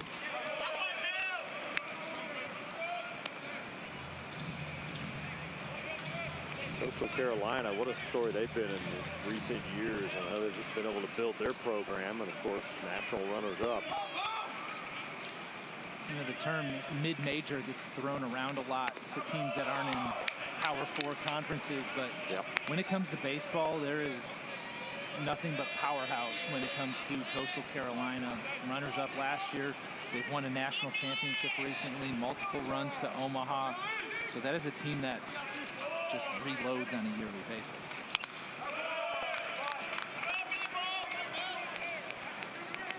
Foul off there, evens account 2-2.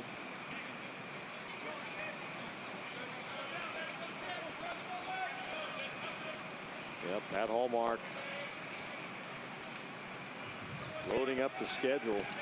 Good test for the heart of conference play begins.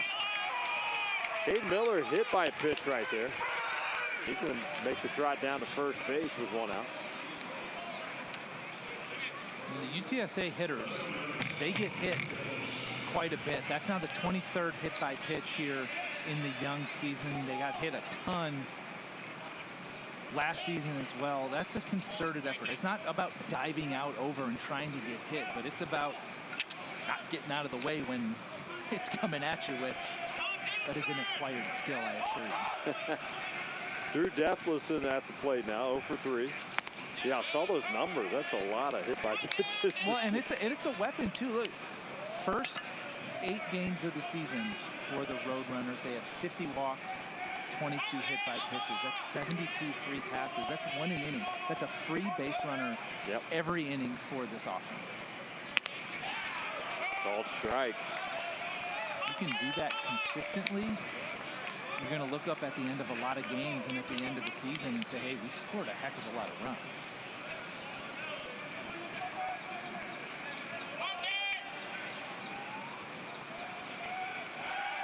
Deflison in an 0-2 hole now. 1 out here in the 7th inning, tied at 3. Game 1 of 3 here on this opening day.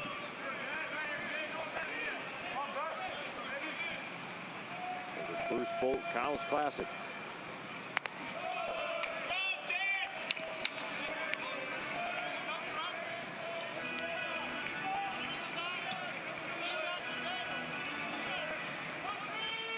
Shot of Dyken Park. Grass is looking great. Astros Major League season just under a month away. They're a month out as of yesterday. Swing and a miss and a big strikeout for out number 2 here in the 7th inning. It's the bread and butter right there for Sigmund. It's a good slider. It's got 2-plane break and it's pretty hard, and he can start it over the middle of the plate to a right-handed hitter and just break it off the plate to where they really have no chance. It's a hard pitch to not pull the trigger on because it gets so much of the plate to start.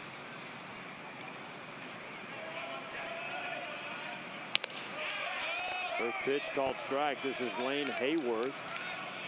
He's a junior out of Louisville, Texas, in the Dallas area. He's 1 for 2 today. He was singled and scored part of that 2-run top the first inning for Ohio State.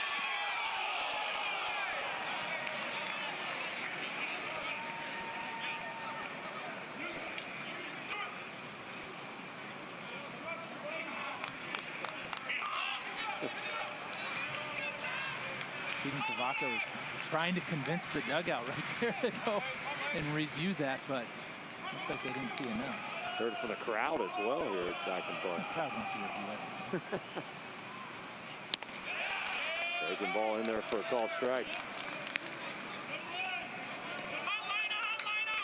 The freshman Cavaco called for it, didn't win that battle.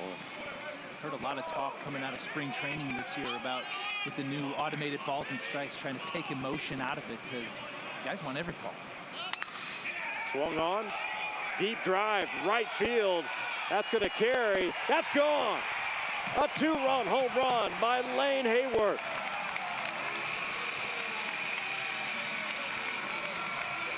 There hadn't been many mistakes by this Ohio State pitching staff so far today, but finally they get one, and Lane Hayworth jumps all over it. It's a 2-strike changeup. It's supposed to be a pitch that's away and down. He yanks it in and down, and if you're going down and in on a left-handed hitter, you got the chance to get hurt, and Hayworth just drops the head on it, and plenty of power to get it out to right field today. First home run of the season for Lane Hayworth, the junior. And RBI number 6 and 7, and man, are they big. It puts UTSA up 5-3 now. Their first lead of the afternoon.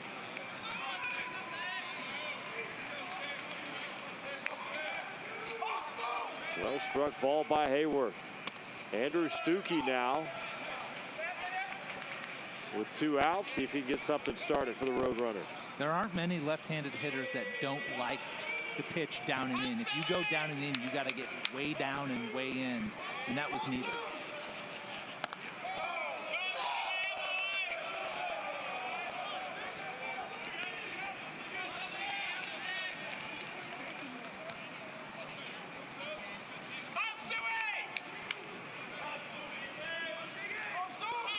Stuckey so far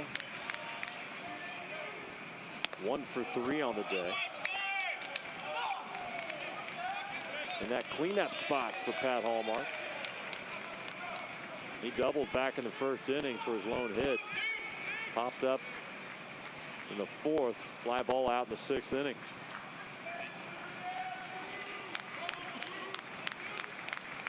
So 2 across in the 6th inning for UTSA. 2 more currently here in the 7th.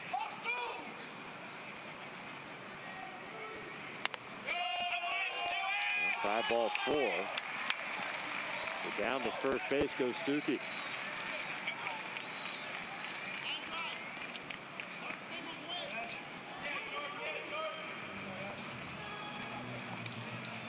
After the home run, which was a pitch that wasn't executed, you get the walk on a couple of pitches that missed by quite a bit. Justin Harry, you got to keep a close eye on Zach Sigmund here. You don't want this inning to get too far away. 2 runs is not a good place to be, but it's still manageable. You don't want to let it get away from you here. Look at both these 2-run hit in the 6th inning with 2 outs as well by Garrett Gruhl, and then you had the home run there by Lane Hayworth with 2 outs. Clutch hitting for the Roadrunners here. Clutch hitting and back-breaking for the defense. When you're 1 pitch away from getting back into the dugout and giving yourself a chance, you know, it's a big momentum shift when it doesn't happen. Josh Arquette now at the play with 2 outs. 5-3 lead for UTSA.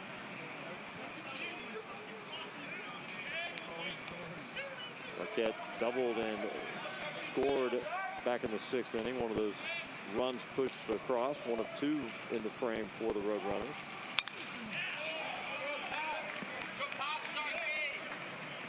Arquette now in the 0-2 hole. He'd keep it going. Christian Hallmark is on deck for UTSA. There's action down in the Ohio State bullpen.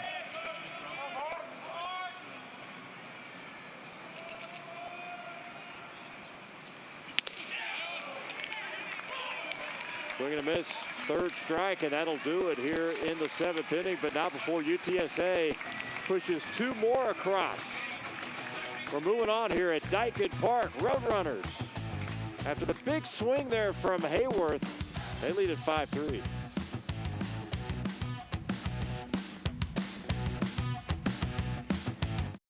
And mind. When one shows up without the other, the moment stalls. Blue Chew Gold was designed to prevent that. Sildenafil keeps things moving. Tadalafil keeps things going. Apomorphine turns interest into action. Oxytocin deepens connection.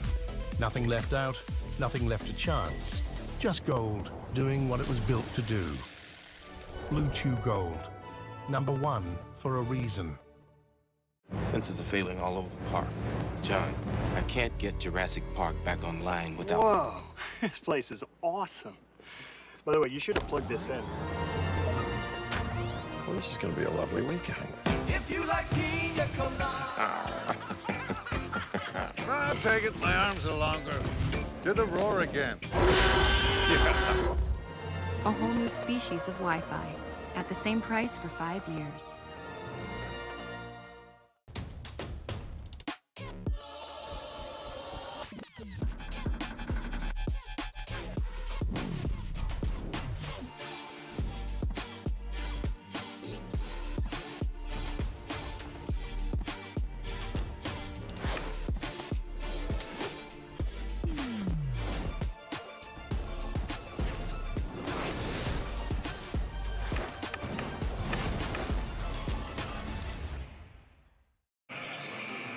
Top of the 8th inning here at Dyken Park. Great weather day, beautiful day for baseball. Roof is open at Dyken Park. Fans of all ages having a good time out here watching Ohio State and UTSA go at it. A couple of big innings, Brian, for the Roadrunners offense in the 6th and 7th. It took a little while for this offense to get going. They've put up a lot of runs in the early part of this season, but it took them 4 or 5 innings to get going, but we've kind of seen them be the offense that we thought they were going to be these last couple innings.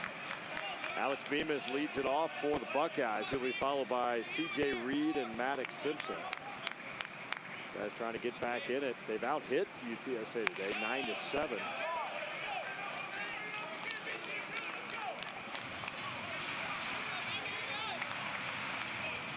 A big 2 RBI hits and back-to-back innings for the Roadrunners to take their first lead of the ball game.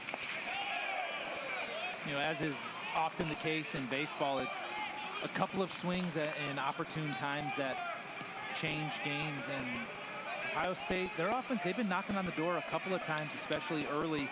Couldn't really get the big inning, and it let UTSA hang around long enough to get their big innings. Swing and a miss, strike 3. Batista out of the bullpen, very effective. Out number 1 here in the 8th. During the course of the season, you will see pitchers kind of emerge as trusted arms out of the bullpen, and what Mike Batista is doing today is certainly building his case to be one of those guys who can come out and provide not just some length, but really some shutdown innings too. C.J. Reed at the plate now. 0 for 3 with a strikeout, hitting 8th in the Buckeyes lineup.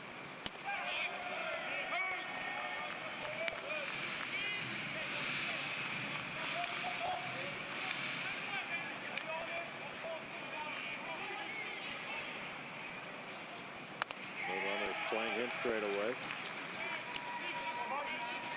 1 and 2 now. Batista. Quick worker out there on the hill for the Roadrunners. Ground ball, what a stop and throw. How about Diego Diaz going in the hole to get that glove on it over to Caden Miller. Wow, that is a heck of a play from Diego Diaz. He has a long way to go. That ball was hit hard. He had to cover ground. He had to get to it full layout, about halfway out into the outfield there.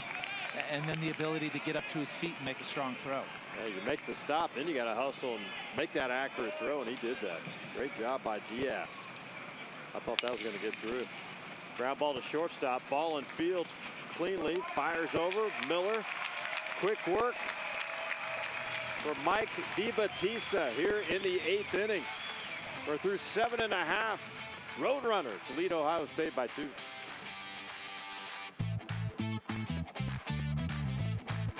Talent and teamwork. Big thinking and bold action.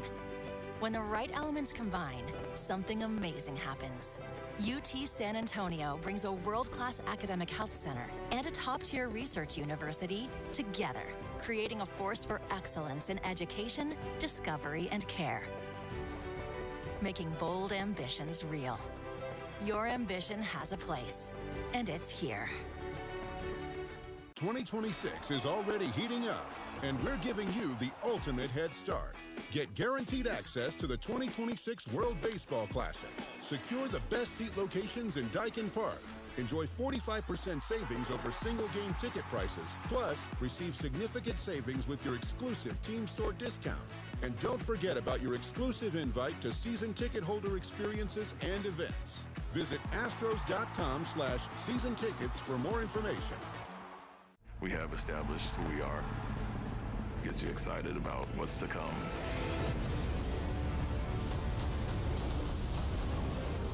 Put on the Rockies jersey, I'm ready to take it to the next level. I think we let our game talk. We definitely don't back down from anybody. We're not gonna let nobody go out there and punk us. We know what it takes. It's time to show it.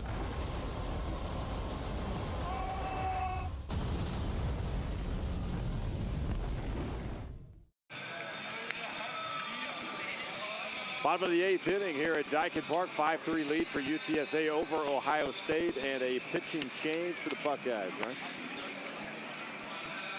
Ryan Zamora coming on for just his second appearance this season, and he's tasked with a tough job right here, which is hold the line. Ohio State needs to get back in to the dugout and try to scratch across a couple of runs to salvage this game. So his job is to go out there and put up a 0 and get them back in on offense. Well, he got 6 innings out of the starter, Gavin Kozneski, and then Zach Sigmund came in, pitched that 1 inning. Kozneski, 6 innings, 3 hits, 3 runs, 5 strikeouts. Just kind of ran out of gas, I think, towards the end. Yeah, it's really a shame the way it turned out for Gavin Kozneski, because he was really good for, the first 90 pitches of his outing. It just kind of caught up to him a little bit at the end. But when you're facing a team like UTSA, who just is really a relentless team top to bottom in terms of their approach and dragging out at bats and running up pitch counts, it's not necessarily that they're just going to overwhelm you out of the gates, but they will wear you down. Christian Hallmark will lead it off for UTSA. Try to get something going. Roadrunners up by 2, 5-3.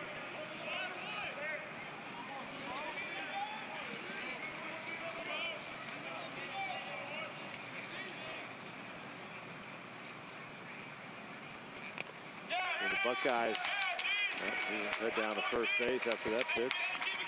The Buckeyes come back in the 9th. They'll be at the top of the order. Vanden Heuvel, Ellis, and Eckelman. The leadoff man on for the Roadrunner. Leadoff man on, representing that 3rd run to go ahead, which is a huge run. Basically, it eliminates the option for small ball to sacrifice bunt. So if you are the UTSA offense, playing for 1 run in this situation isn't a bad idea. And yet another hit by pitch. We talked about it earlier. They get on, man. You have to pitch inside. If you're going to be an effective pitcher at any level, you've got to be able to throw inside. And the Roadrunner hitters, they know that, and they're going to hang out over the plate, and they're not getting out of the way. Garrett Gruhl at the plate. He had the big 2 RBI single with 2 outs in the 6th inning that tied the game, 3-3. He's had a nice day at the plate, a couple of hits.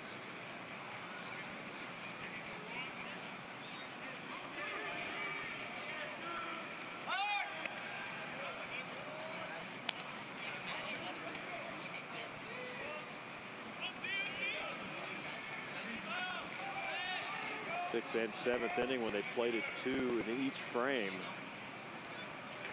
This game with 2 outs for UTSA.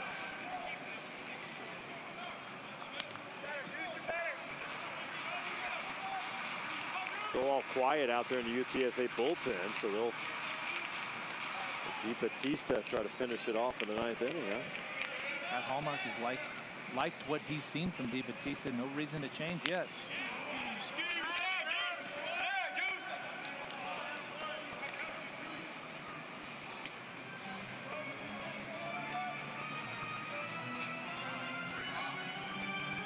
After this weekend's tournament at Dyken Park, quick trip back to San Antonio, and then immediately on the road Tuesday at Texas A&M Corpus Christi for UTSA. Throw down, not in time.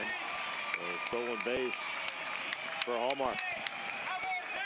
That's on the pitcher right there. Christian Hallmark got a huge jump. You're thinking running with 2 strikes, maybe you're going to get a breaking ball, something that bounces. That wasn't the case. It was a pretty good pitch to throw on there from Mason Eckelman, but too big of a jump and just too much speed from Christian Hallmark. Runner in scoring position now with no outs. UTSA already up 2. Ground ball 3rd base. Hallmark will stay put at second. They get the out. Out number 1 here in the 8th inning.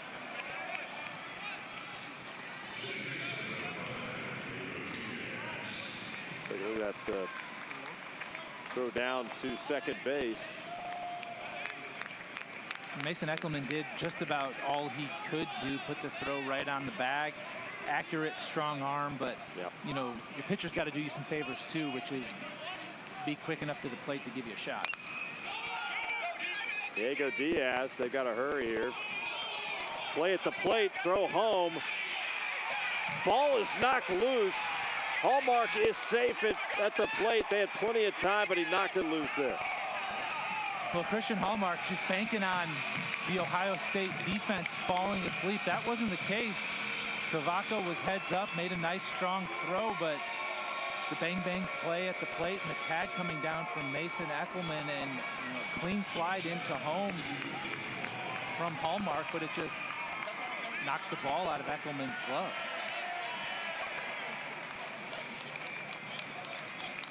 Eckelman went down to make the tag. The contact was made. That's when the ball came loose. Another insurance run for UTSA. They push their lead now to 6-3 with 2 out. You know, ideally, when you're the catcher making that tag play, ideally you go down with 2 hands to keep your throwing hand on that ball to prevent that. But because the slide was kind of to the outside of home plate from Christian Hallmark, Eckelman had to reach with just his glove and made him a little bit susceptible to that ball coming out. Take a look at the play again at the plate, so Eckelman reaches down. See how he has to reach with just his glove hand? Ideally, you want to secure that ball with 2 hands and go down, turning your body and dropping both hands on top of home plate right there.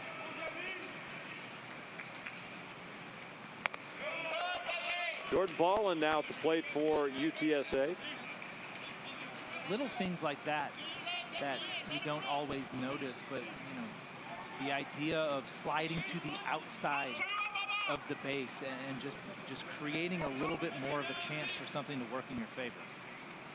They ruled an error on the catcher, Mason Eckelman, on that play, so no RBI.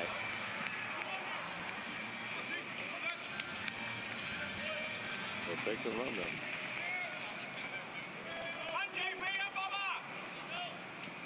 First error of the game for either team.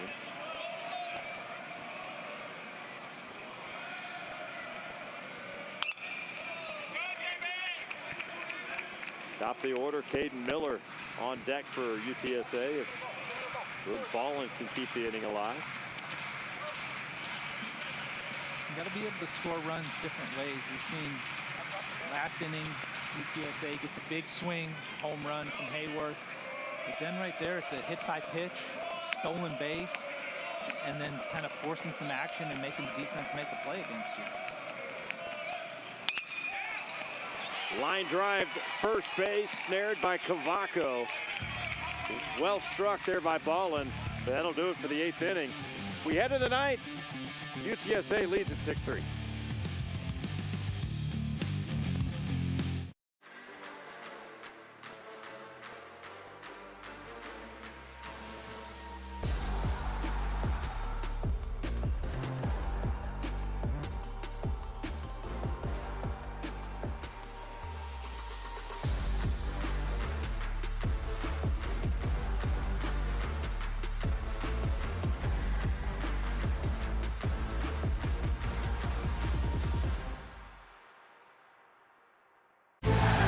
excitement, the emotion, the passion, epic highlights, inspirational stories, unrivaled coverage. This is H-Town High School Sports with Todd Freed. See it all right here on Space City Home Network. It's back. Yep, baseball is back. And it's time to warm up with spring training on Space City Home Network. Time to get back in sync with all your favorite players and get to know the new guys too. What's up, Sean? Yep, see it all come together. Astros Spring Training is on Space City Home Network. Presented by Whataburger. Top of the 9th inning, 6-3 lead for UTSA, trying to close it out in this opening game against Ohio State. Reminder coming up next. Another great one here at the College Classic. Baylor and number 25 Ole Miss. They'll get going just after 3 o'clock here. And we're off and running in this Bruce Bolt College Classic. 3 games today. Night game tonight will feature Coastal Carolina and Texas. After that Baylor Ole Miss game.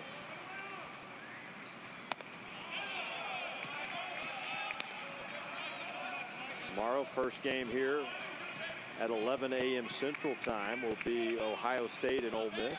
Looking forward to that. Miles Vanden Heuvel leads it off for Ohio State, top of the order here in the 9th inning. Vanden Heuvel, Lee Ellis, and Mason Eckelman, 1-2-3 here for the Buckeyes. Facing Mike DiBattista out of the bullpen. 3 pitchers used today for the UTSA Roadrunners. Connor Kelly started, went 4 1/3, followed by Christopher Gutierrez, 2/3 of an inning. And DiBattista with 3 innings under his belt already. It's really been an extended outing for DiBattista, but this early in the season, college baseball, there aren't really defined roles. It's really trying to find out who's throwing the ball well and how they fit in. And for Pat Hallmark right now, if somebody's throwing it well, they're going to stay out there.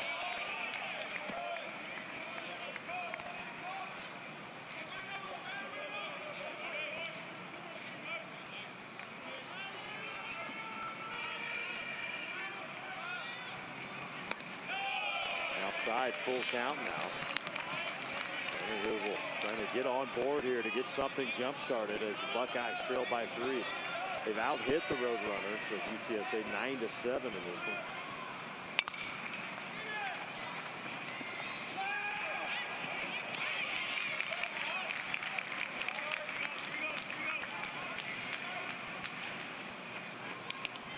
Heuvel take the slow trot back.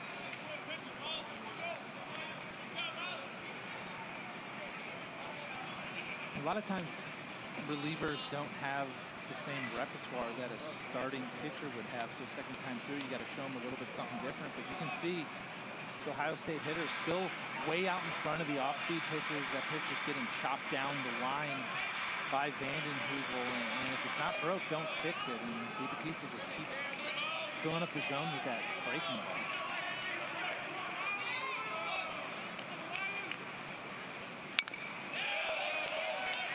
Got a piece of that one to stay live.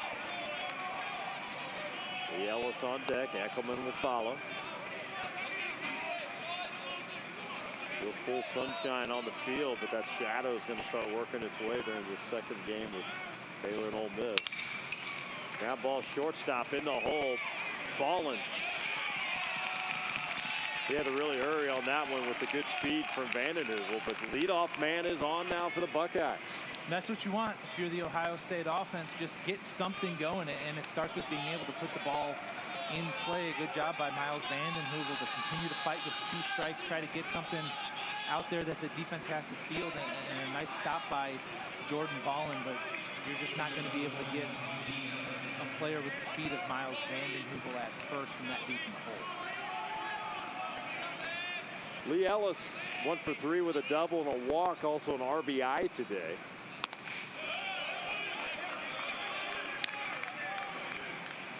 DiBattista really has to convince himself and remind himself that that runner on first base doesn't mean a thing. It's all about him and the hitter, and not to lose any focus on what's going on the bases until it's the time.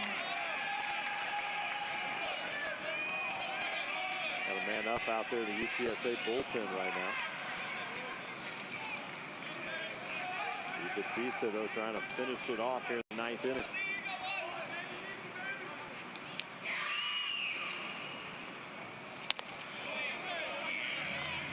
All right, 2-1 now on Lee Ellis.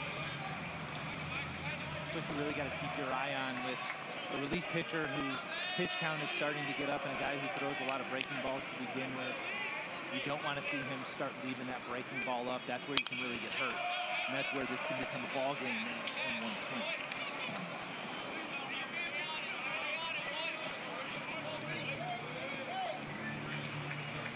Ellis, top returning hitter for this Ohio State lineup. year. 296 hitter, 7 home runs, 34 RBI. Also, good speed. He was 7 of 8 with stolen bases. Left center field gap all the way to the wall. Vandenheuvel will round third. He'll come in to score. Stand up double. Actually, he'll turn around and go back to third base. Runners at second and third now with no outs on the double from Ellis. Well, Ellis got a good pitch to hit. It's a breaking ball that just stays up in the zone, and he lines it into the left center field gap. DeBatista's lucky he didn't catch it a little bit further out front. Could have hit it into the Crawford boxes. But all of a sudden, Ohio State's in business here in the 9th inning.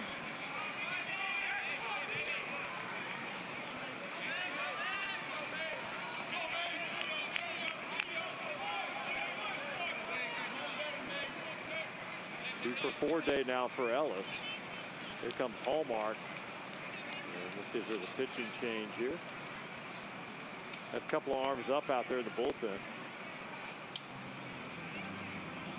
The Buckeyes threatening here in the top of the 9th inning.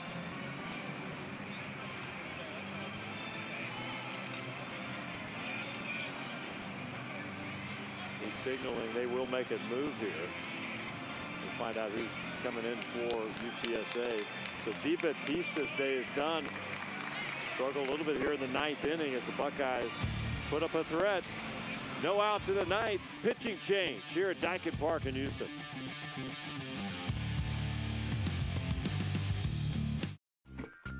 Reliant is the home of free electricity, so your home can be the home of epic bedtime stories. Beginning with the Flex Your Credits electricity plan, which gives you your 2 highest use days free every week automatically. And for a plot twist, you also get $200 in bill credits for even more savings. You could say we help put the happy and happily ever after. The Flex Your Credits electricity plan from Reliant, official energy provider of the Houston Rockets. Mom, I got it. Life is but a dream. Life is but a dream.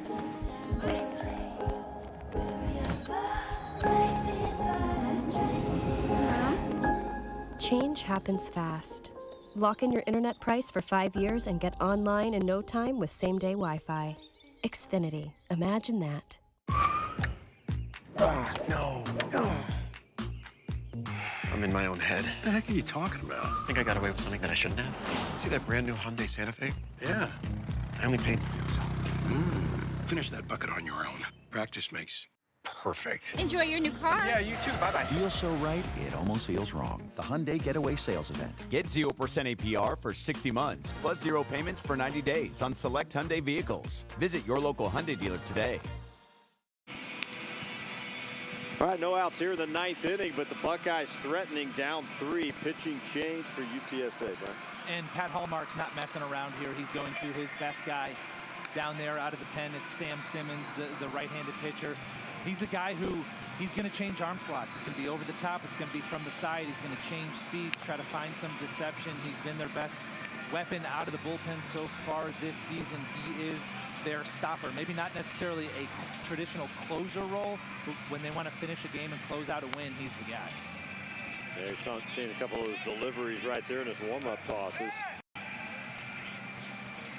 Nice start to the season. They need him here to step up with no outs. A couple of runners on board here, second and third for Ohio State. This is where, as a pitcher, you have to kind of keep the big picture in mind. Of course, you want to come in. You don't want to let any of these runners on base score. You don't want to give up inherited runners. But the guy at the plate is the most important. That's a tying run. As long as he doesn't score, everything's good. Mason Eckelman at the plate now for the Buckeyes. 1 for 4. He struck out a couple of times today. Big RBI situation here.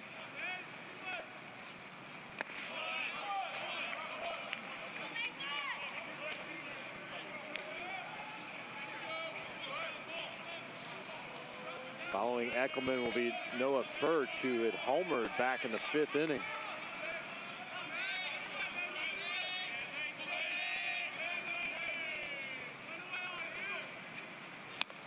That time it made it 3-1 Buckeyes. Of course, UTSA came back to tie things and eventually take the lead where they stand now.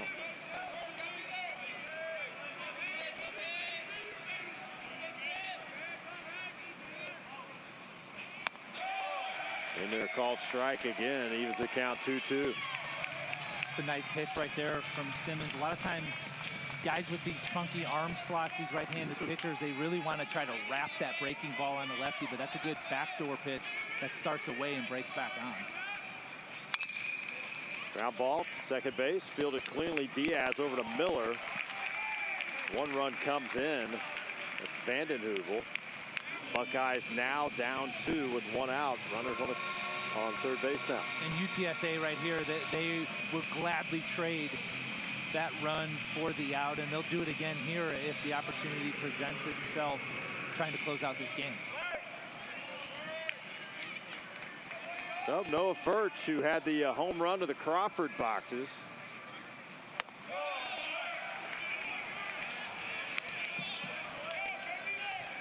Also singled today as well. Big day at the plate for Furch. With the righty up, you immediately see the funky sidearm delivery from Sam Simmons, trying to add some deception and maybe a little bit more movement to that breaking ball. 2-0 now on Furch.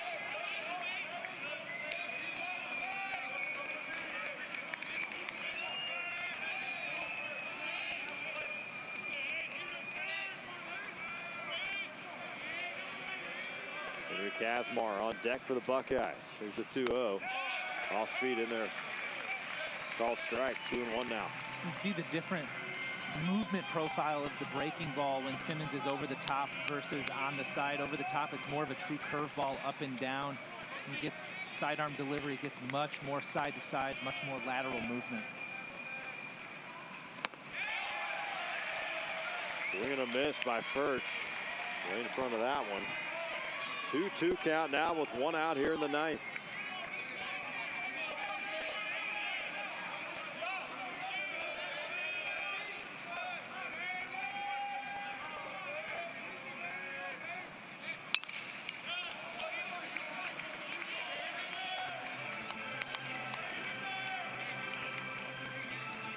Eleven hits today for Ohio State, 7 for UTSA.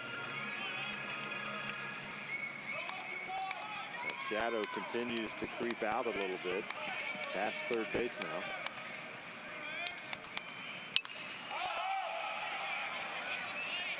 It's popped up. That's going to drift into foul territory.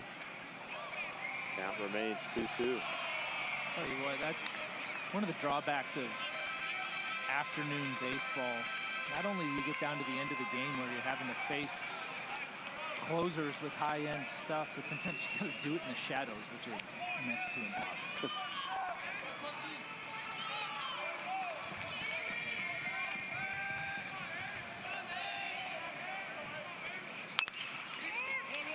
Chopper down third base line, fielded and fires. That's Arquette over to Miller.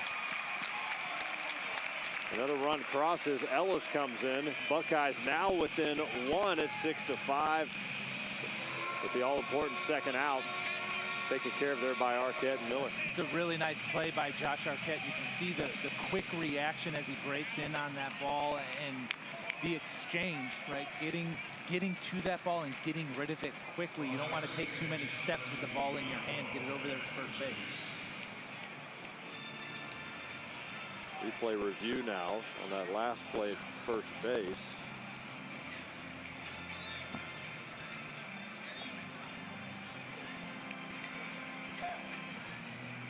This might just be the case of we don't want to go home with a replay in our pocket. It didn't look like it was all that close unless they were seeing something we didn't see in terms of coming off the base.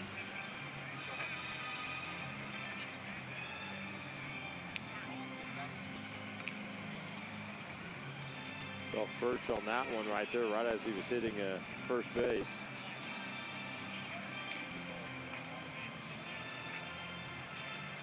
Run definitely came in, so 6-5. The replay is done. We'll get the ruling here.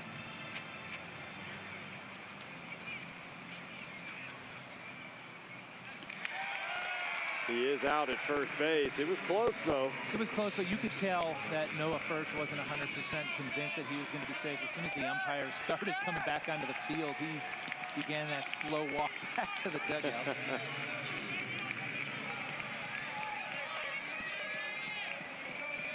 So Henry Kazmar at the plate now with 2 outs. Sam Simmons trying to finish it off here in the 9th inning.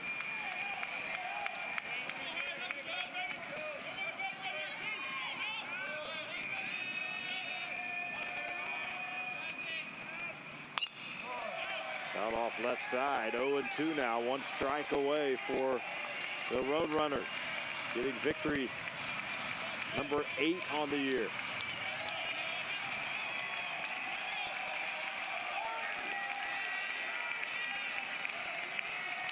Here's the 0-2.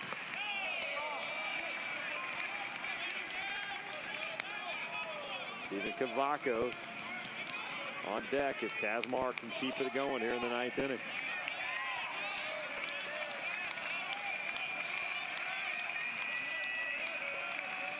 1-2. Outside, evens the count 2-2. This is the first at-bat where Simmons has really varied those deliveries. It's been pretty much over the top or sidearm, depending on the hitter. But this one, this at-bat here, he's all over the place.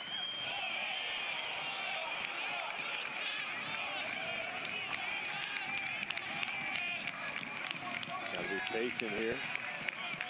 Kazmar trying to deliver. Anything to get on base here to keep this inning going. 3-2. Foul off again.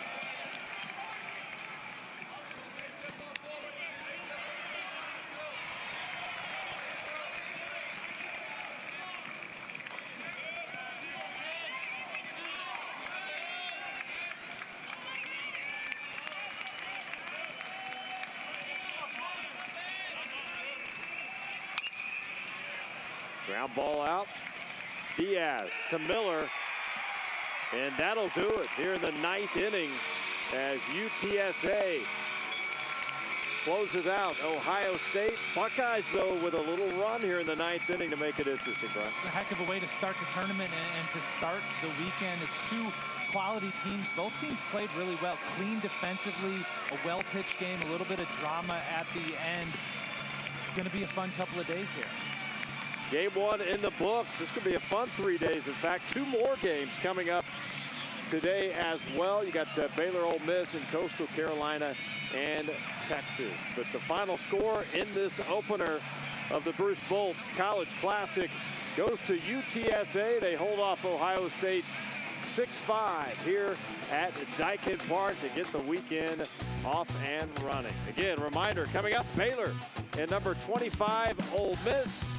Stay tuned for that. For the entire crew and my partner, Brian Bogusevic, appreciate you watching. Once again, the final score, UTSA 6, Ohio State 5. So long from Daikin Park in Houston.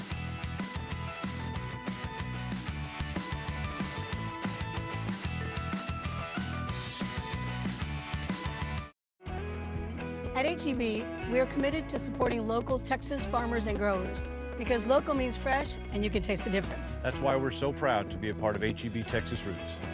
My grandfather set roots in Texas decades ago. Through hard work, we learned that care for our grove changes everything, even their flavor. Our oranges are the perfect treat, and our grapefruits, sugar sweet. You could say these are our Texas roots.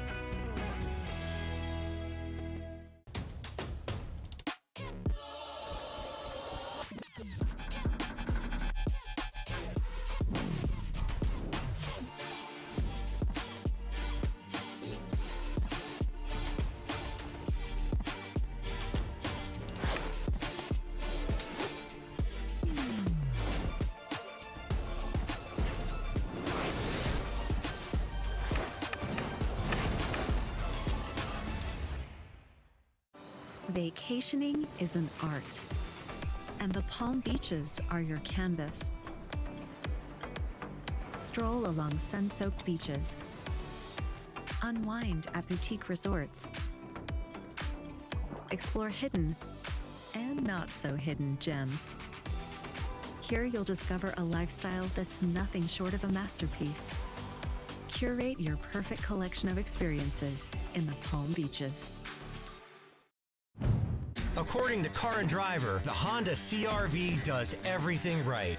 CR-V has massive cargo space, athletic performance, a refined interior with a huge back seat, affordability, and Honda's reputation for reliability. Maybe that's why the Honda CR-V's made the Car and Driver 10 Best list 4 years in a row. Right now, well-qualified buyers can lease the Honda CR-V starting at just $279 a month. Honda, proud partner of Team USA.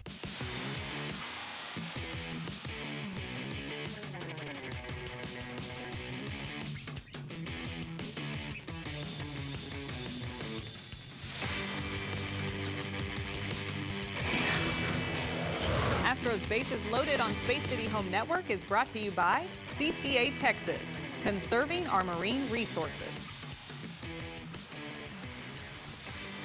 Underway in West Palm Beach, Florida, it's Astros spring training. The work has begun. They have reported. They've started workouts. Games are starting. The team starting to come together as the Astros look to find the 26 that will be on that opening day roster. So much optimism, so much excitement. Of course, we are excited here at Space City Home Network to bring Astros news your way and actually start talking about some games here soon. We welcome everybody in to Astros Bases Loaded. I'm Julia Morales. This is Brian Bogus-Saget. And we start with kind of how this whole thing starts. The big news. I mean, there's been some news out of Astros camp, but Joe Espada naming an opening day starter. That means it's real. This is happening. Yeah, once you start plugging guys into regular season games, it gets real quickly. I don't think this is necessarily a surprise to anybody that Hunter Brown is named the opening day starter. I think there is something, though, to how Joe Espada went about doing it. It was priority number one. As soon as Hunter stepped into the facility on the first day,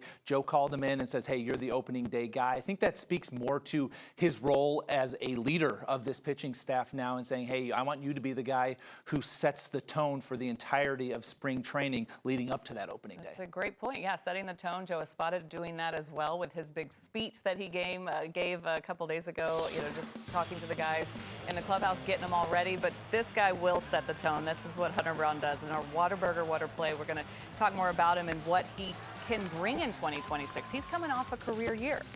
And just an outstanding year for Hunter Brown, start to finish. It's not like this was one of those seasons where just the stars aligned and everything went right. It was consistency from the beginning of the season to the end. There were times when he had to work through things, times when he had to use different pitch mixes. And when you can do that, when you can navigate a 35 start season as a starting pitcher and go out there and find ways to be competitive every time out there, go out there and be a guy who's a top of the rotation type of pitcher from beginning to end, that means that it's repeatable, and we can count on Hunter to be that guy who goes out there starting opening day this year and be the ace of the staff. When you're in Cy Young Award conversations too, you are on a different level. For him though, I mean, what would be next? Or if anything, I mean, obviously this guy's got some personal goals he's probably not going to tell us about, but what do you hope to see from him? Well, there's always improvements that pitchers are trying to make when you go season to season. You'll come in and every year in spring training, you hear guys talking about adding a new pitch or tweaking something. And there's incremental gains that everybody can make. But for what I think the next step for Hunter Brown is this year is being the ace of the staff and taking on that leadership role. The keys have been handed over to him, and that was kind of the symbolic naming him the opening day starter on day one. And he's going to be the guy who goes out there and sets the tone and shows a competitiveness that we want the entire staff to have. It's a great person to have at the top of your rotation. It's a rotation that's going to look a little different here in 2026 as well. Of course, there were free agent moves. It's just this is different. This is a different staff that we're looking at. Acquisitions coming in, very exciting ones as well. But right here on this graphic, we're looking at guys that could line up right after Hunter Brown. Yeah, you have to start filling out the rotation after you have that number one spot. And there are some things that the Astros know about the rotation going in. They know that they have the ace at the top, and they know that they have a lot of depth and a lot of options to fill out that 5 and maybe number 6 spot to start the season. It's the guys in the middle and how this is going to shake out that's kind of in question right now. Not necessarily who it's going to be. We're pretty sure that it's going to be these 3 starters, but where they're going to kind of fall in, because there are question marks that kind of come with all three of these guys. For Tetsuya Ime coming over from Japan, he's got top of the rotation type of repertoire. We've just never seen him do it at this level yet. Christian Javier coming off of an entirely healthy offseason where he can put in that work and have a regular spring training. Do we see him take another step forward from what we saw with his midseason return? And then Mike Burrows got his first real taste of the big leagues with 19 starts in Pittsburgh last year. Kind of a guy that very typical of what the Astros like to bring in, a guy with real weapons that they can go in there, dig into the numbers, and maybe try to squeeze even